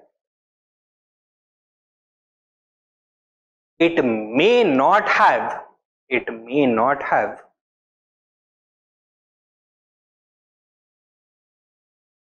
resulted in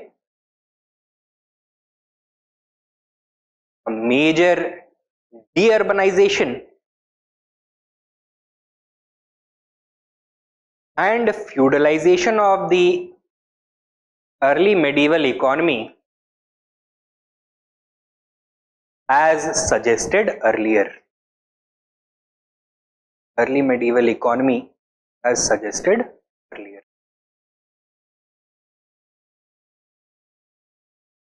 Okay? This is the point on which we can conclude our argument. क्या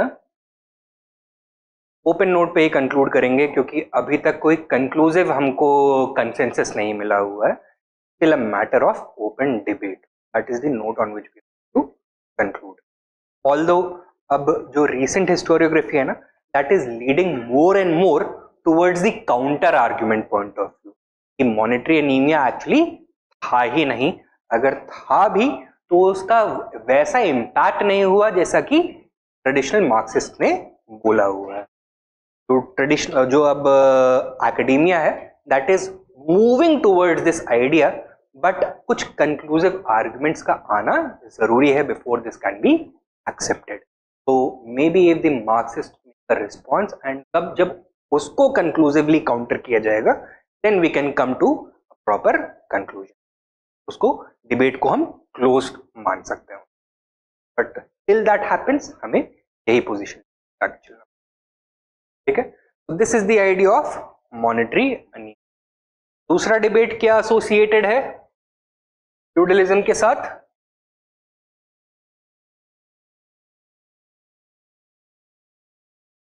the idea of urban decay. और जो basic position है it is going to be the same. Urban decay वाला idea, which kind of historians do you think came up with it? The supporters of the feudalism and monetary anemia theory. So again वही usual suspects. कौन?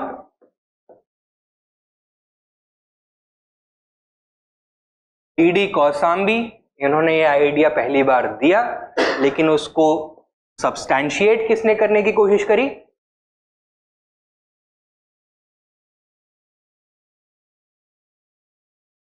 RS. Sharma ने. Time period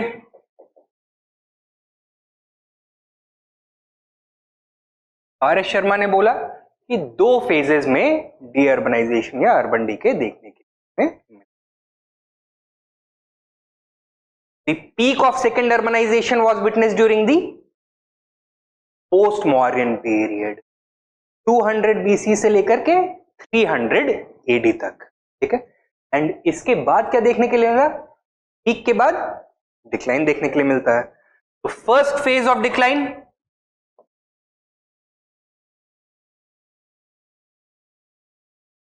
fourth and fifth century CE, ठीक है। Why? Due to the decline of Indo Roman trade,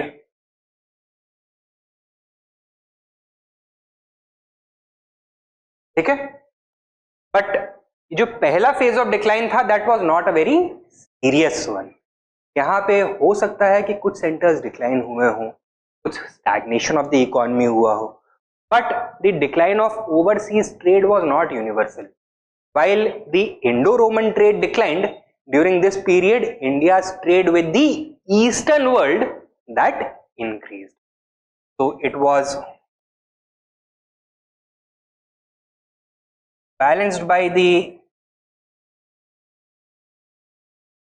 growth of trade with Southeast Asia and China.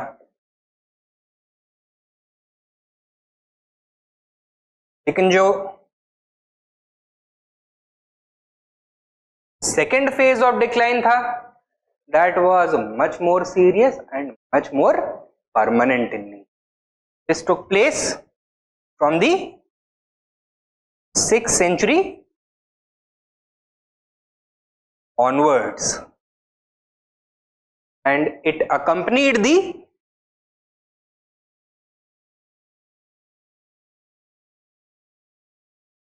disintegration of the Gupta Empire. ठीक है. Now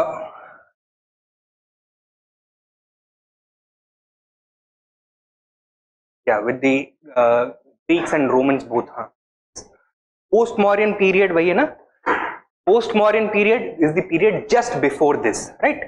Just before the establishment of the Gupta age, 200 BC to about 300 AD. This was the peak of second urbanization. What is going to happen after the peak? There is going to be a decline. The first phase of this decline was witnessed during the middle of the Gupta age, 4th to 5th centuries CE. Because of the decline of Indo-Roman trade, the disruption of India's overseas trade with the Western world because of the entrenchment of new groups, warlike tribes in Central Asia. किस group की बात कर रहे हैं? The Hunas, Huns, right? Further, 5th century CE, the Western Roman Empire itself collapsed. So India lost a major trading partner. But the loss of the Indo-Roman trade was to a certain extent balanced by the growth of trade with Southeast and China, right? So what are we going to see? We are going to see the decline of those centers which were associated with India's Western trade, such as Peshawar or Takshila or Mathura or Bhrigu Kutch, etc. ये सब decline होंगे. But trade centers in eastern India, they are going to grow in size, such as Tamralipti, such as various cities on the eastern coast, southern India mein, right? So they are going to grow in size considerably. But during the second phase, 6th century onwards, with the disintegration of the Gupta Empire, what happened? Feudalization of the Indian economy took place, localization took place, large number of land grants were being given out, a number of small warring principalities had emerged. This disrupted internal trade as well as external trade. Okay? And this was a much more permanent phenomenon. It lasted from the 6th century till the beginning of the 11th century, 1000 CE के around तक. ठीक है.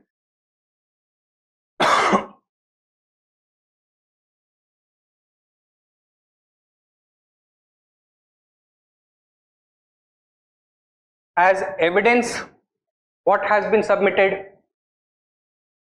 by R.S. Sharma and other Marxist historians? Archaeological evidence as well as literary evidence.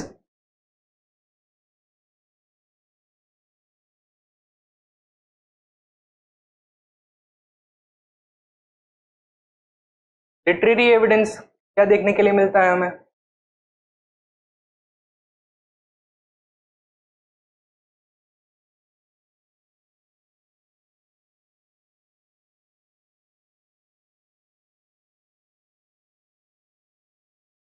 बृहद संहिता of Varahamihira, इसके concluding portions में there is a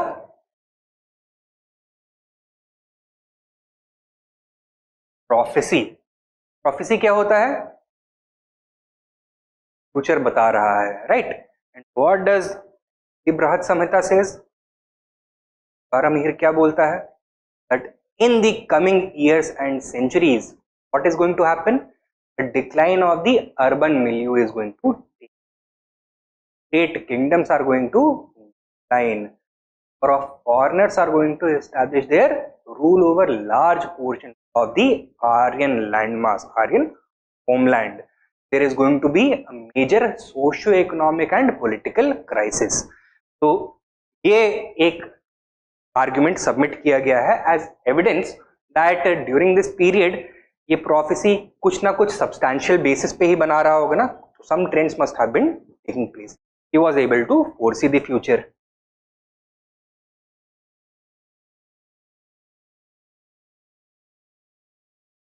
The Ramayana, now it paints a very poor picture of the city of Ayodhya after Ram left for Vanvas. किस तरह से describe किया गया है? That the city was almost abandoned, right? Now, for Valmiki to have come up with this idea, according to R.S. Sharma, probably similar trends must have been taking place, if not in Ayodhya proper, then in some other cities. Definitely. Similarly,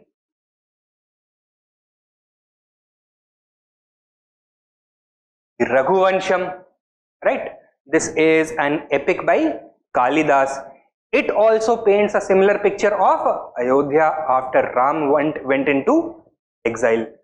In same evidence यहाँ पे दिया जाता है.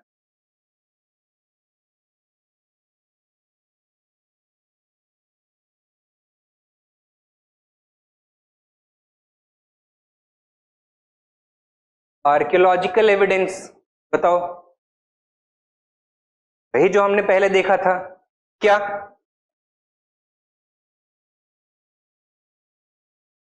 वैशाली का archaeological record, right? क्या picture देखने के लिए मिला है? अर्बन डीके का पिक्चर देखने के लिए मिला है. Then the number of inscriptions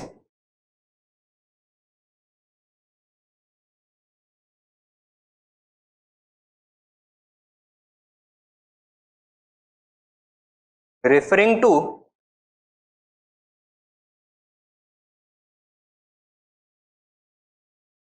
crafts activities और ट्रेडिंग ग्रुप्स, मर्चेंट ग्रुप्स, ये पहले के मुकाबले अब सिग्निफिकेंटली लोअर है. Most of the inscriptions are now going to be associated with land grants.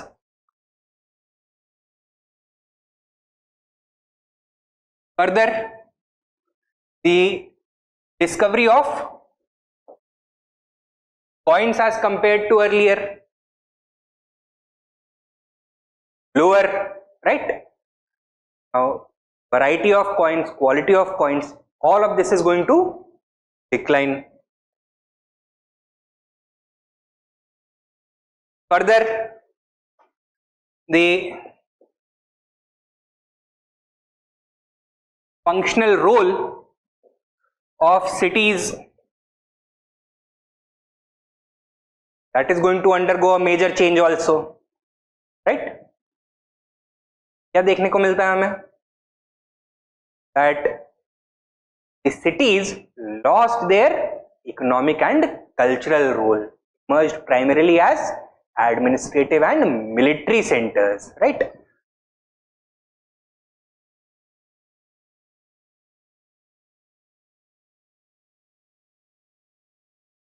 J.S. Kandhavaras and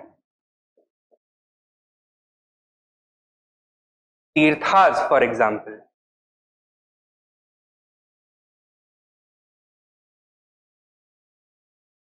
ठीक है?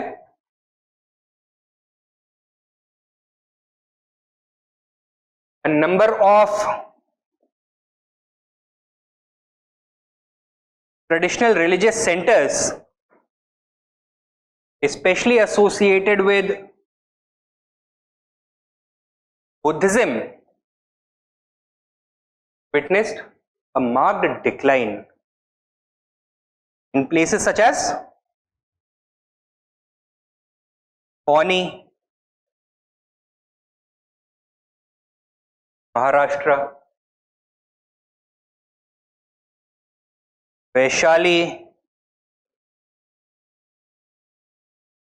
Kavasti,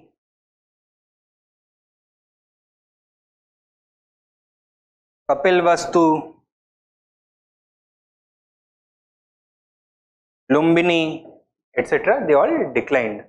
ये हमको आर्कियोलॉजिकल रिकॉर्ड में भी देखने के लिए मिलता है. Foreign travellers have also talked about this, such as Pain, Huensang, all of them record AA centers, they were in a dilapidated status, right? They were not being looked after well. तो ये सारी चीजें हमें देखने के लिए मिली हैं. Further, we also see the declining social status of urban groups.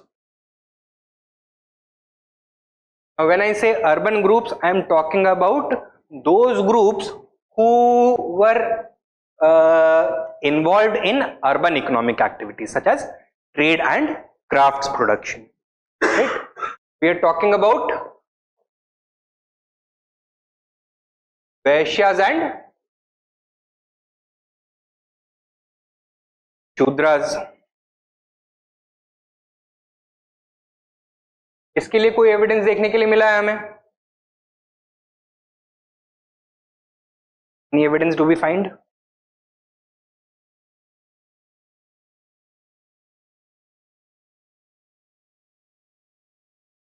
Literary evidence ranging from Puranic literature right up to the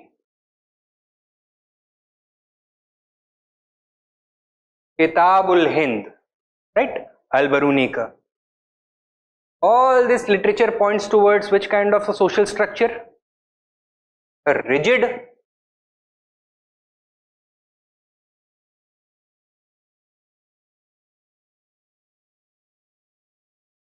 hierarchical,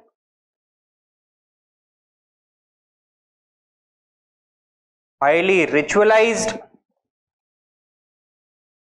closed, regressive, and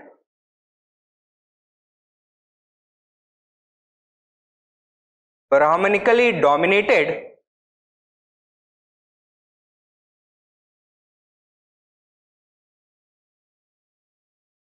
social structure, characterized by the almost complete absence of theoretical, social and physical mobility.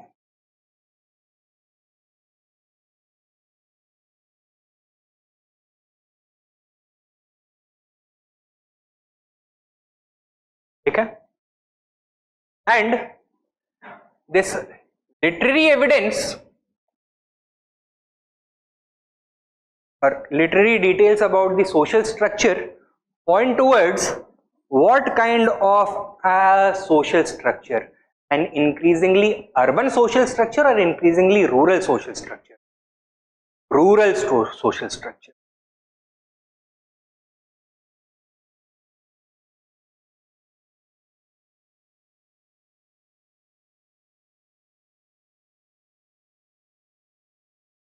Social was with the agrarianization of the society, localization of the society, and feudalization of the society. So these are the arguments that have been made by R.S. Sharma and other historians.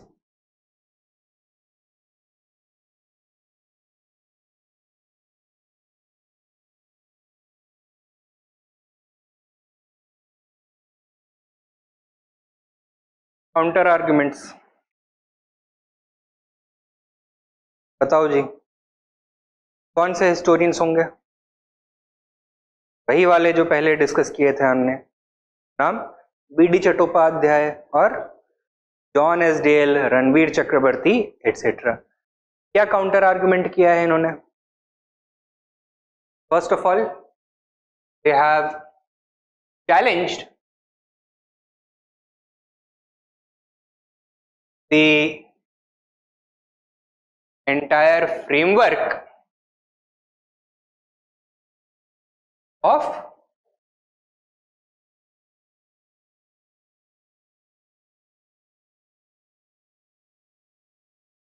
Indian feudalism, right? And ये जो urban decay का phenomena है, that is part of this framework itself. Therefore, they have also attacked the idea of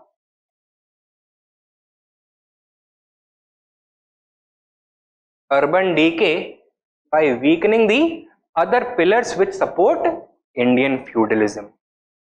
उन्होंने क्या बोला है? That feudalism was a figment of the Marxist historians' imagination because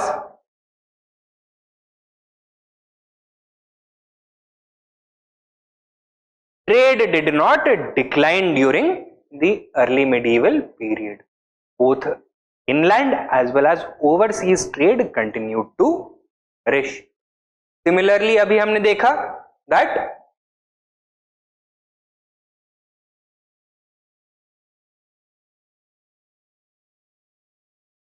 monetary anemia was also largely an imagined phenomena, a part of the imagination of the Marxist historians.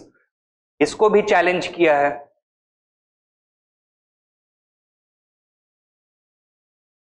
They have also challenged the idea of a major socio-economic crisis which had resulted in the reaction which finally contributed to the growth of feudalism. That is the Kali Age crisis. तो इसके ऊपर एक strong challenge इन्होंने लाए हैं. For example, B.D. Chattopadhyay made the argument that at any given point of time, only 20% of the available agricultural land was under the control of Brahmins.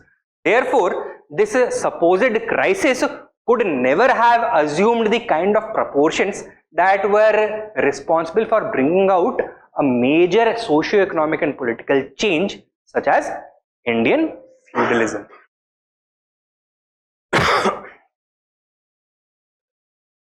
Further, they have also said that movements such as the Bhakti and temple cult, the growth of land grants, etc., they did not have a negative impact on polity. Rather, their impact on polity was constructive in nature. Land grants, the growth of bhakti and temple cults, these were not actually pillars to support the framework of feudalism. rather they were leading to political, social and economic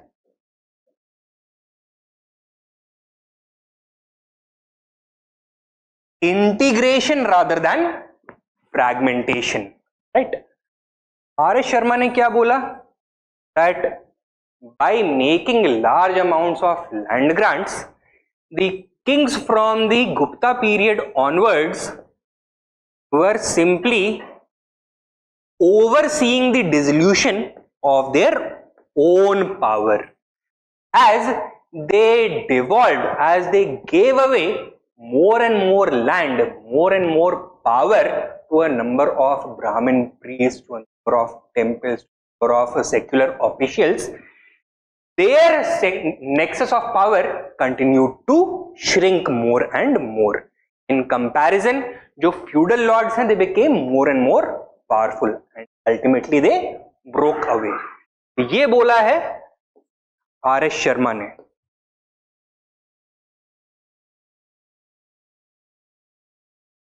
इसको challenge किया है historian such as B.D. Chattopadhyay ने. He has given the integrative model of politics during the early medieval. He has said that the core region of the state remains stable. Ab it was the priority of the ruler to expand his influence in new areas, bring new regions under his own control, right? So what he would do is that he would make land grants in the peripheral regions, not in the already well settled regions. Okay, so Brahmins were asked to go and settle in these regions, right? यहाँ पे जो forest है उसको clear किया जाएगा, जो Westland है वहां पे एग्रीकल्चर शुरू करवाया जाएगा. The tribals who are inhabiting these regions, they are going to be made to now undertake cultivation activities. Therefore the sphere of influence of the mainstream society वो shrink हुआ है या expand हुआ है? It has expanded. Economic resources of the state have expanded. Ability of the state to project power expanded. So political integration. The addition of a number of tribal groups into the mainstream society, social integration. The introduction of mainstream economic activities such as agriculture, crafts production, trade in these areas, economic integration. Rather than fragmentation, integration has taken place. And is this integration a recipe for de-urbanization or a recipe for urbanization? Urbanization, right? Because अभी यहाँ पे जो political center था, it can draw up, जो economic center था, it can draw upon the resources of not only the core areas but the newly added peripheral areas as well. ठीक है? तो इस तरह से the entire framework of Indian feudalism was challenged. Further, if you look at South India, क्या देखने के लिए मिलता है? The second urbanization.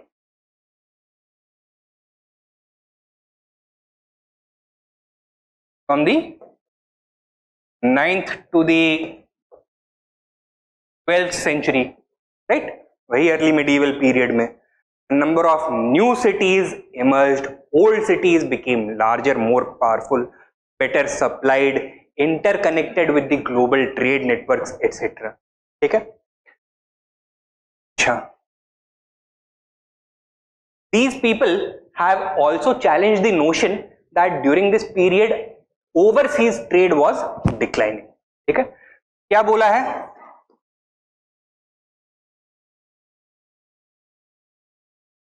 Overseas trade did not decline as a whole. Rather, it became reoriented. Its nature simply changed. ठीक है? Earlier, the entire trade from India to Europe was conducted by the same agents. ठीक है?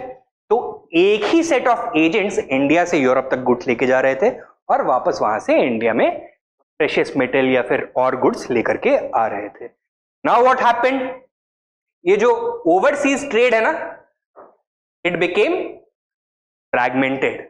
तो in this region one set of traders, in this region one set of traders, in this region and beyond another set of traders. That is all that has happened. So the number of intermediaries grew, but the trade, its volume, the goods etc., it remained intact and actually continued to grow, and this is what allowed the second urbanization of this region as well. Okay, so these are some of the counter arguments that have been made by the other historians.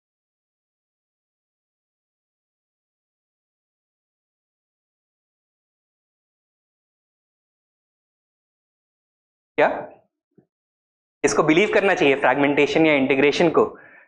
Once again it is a matter of debate, but academia जो है that has largely rejected the idea of fragmentation. By वही idea है कि feudalism पूरा framework ही अब ज्यादातर historians they have started to move away from it, but जो ट्रेडिशनल मार्क्सिस्ट हिस्टोरियंस हैं वो अभी भी फ्यूडलिज्म के आइडिया को वैलिड मानते हैं.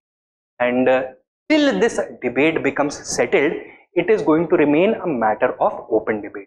So the question कि कौन सा ज्यादा valid है, कौन सा कम valid है, that is not actually, the question itself is not valid at this point of. It may become valid a few years later, जब इस debate में और progress होगा, ठीक है? But largely historians have started to move away from the feudalism debate. That is why जो integrative model of politics, political formation है B.D. Chattopadhyay का, that has started to become more and more attractive now. ठीक है? That is what we can say. Conclusion क्या कर सकते हैं?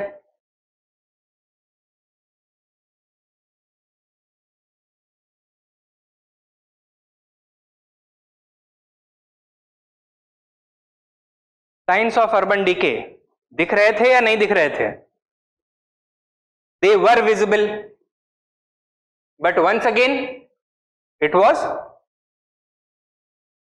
not a universal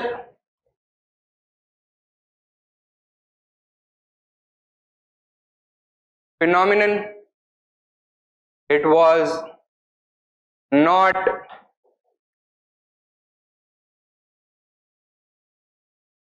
simultaneous, and it was not deep-seated. While some cities declined, others continued to flourish, and some new cities even emerged during this period. Okay? That is the note on which we can conclude this. कभी end नहीं हुआ. हाँ, तो वही idea है ना कि it was not universal. तो second urbanization had emerged from 600 BC onwards. अब मार्क्सिस्ट हिस्टोरियंस ने क्या बोला कि 600 AD के बाद ये खत्म हो गया, कंप्लीटली खत्म हो गया. तो नए हिस्टोरियंस वो क्या बोल रहे हैं कि नहीं भाई ऐसा नहीं है. Some cities, some of the old cities declined, but some other ones emerged and some other ones continued to flourish. कुछ चेंजेस हुए वो तो है, लेकिन ऐसा नहीं हुआ कि urbanisation as a whole that disappeared. That is why this idea that second urbanisation never actually ended. Third urbanisation हुआ या नहीं हुआ, that becomes a new matter. ठीक है, क्योंकि सेकंड खत्म होगा तभी ना थर्ड इमर्ज होगा. सेकंड खत्म ही नहीं, अभी भी कंटिन्यू है. यार ये तो अब हिस्टोरियंस ही बता पाएंगे, मैं तो नहीं बता सकता हूं. I can only tell you about the various positions. ठीक है, there is one valid position कि second urbanization खत्म नहीं हुआ, that means third urbanization तो नहीं इमर्ज हुआ. Maybe जो downward trends थे second urbanization में, those ended, those were reversed from the 11th, 10th, 12th century onwards, especially after the arrival of the Turkish rulers, and उसको हम perceive करते हैं as the third urbanization. लेकिन यहाँ पे एक nuance है.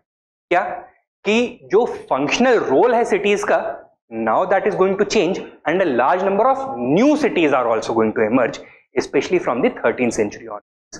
तो जैसे कि बदायूं, लखनौती, लाहौर एटसेट्रा, दीज, ऐसा नहीं कि पहले ये सिटीज थे नहीं, बट ये काफी छोटे हुआ करते थे.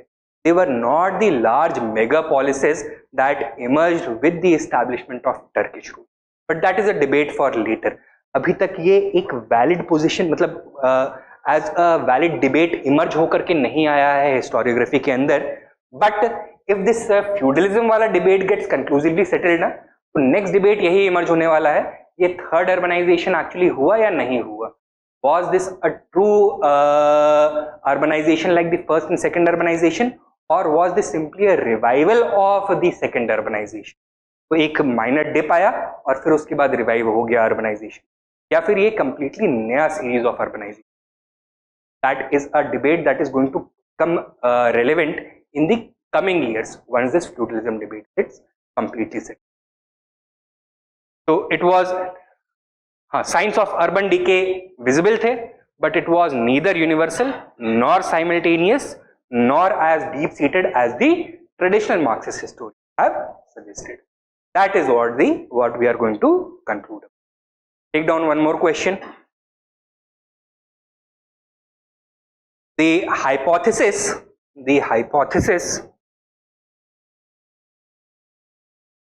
that there was an urban decay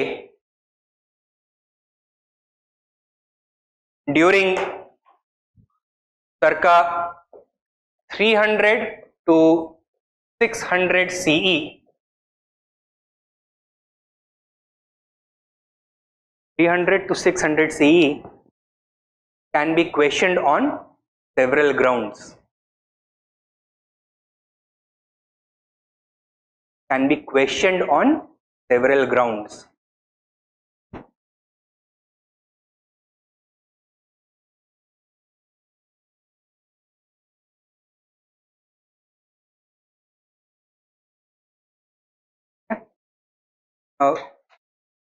this is the question जो कि इमर्ज होता है यहां से. ये बताओ whether you will be able to write the answer और नॉट. क्योंकि जो हमने आर्ग्यूमेंट्स पहले वाले डिबेट में दिए थे, largely same arguments are going to be used. Framework भी मैंने आपको बता दिया है. अब ये बताओ खुद से लिखने की कोशिश करनी है या फिर मैं कल डिक्टेट करवाऊं इसको. खुद से पहले लिखने की कोशिश करो. If you guys say then I will dictate, otherwise फिर हम नेक्स्ट वाले टॉपिक करेंगे. ठीक है. I am ending today's class. आप दोनों लोग please stay back for a couple of minutes. आपसे कुछ बात भी करना चाहते. Online students, please let me know if you have any doubts or queries.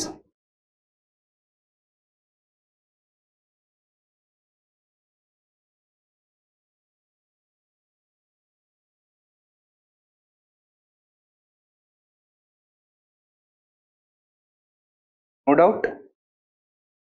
Rutuja, I believe you're a new student. चलिए, there are no doubts guys. Shall I sign off?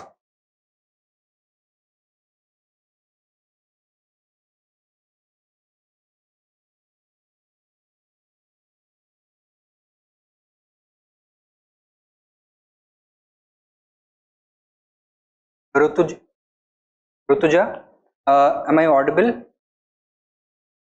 Do you have any doubts?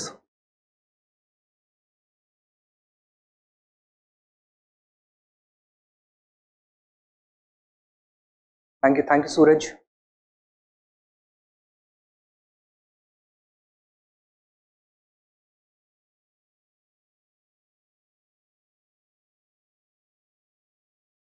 All right. Thank you, Kanishk, Rutuja, Suraj.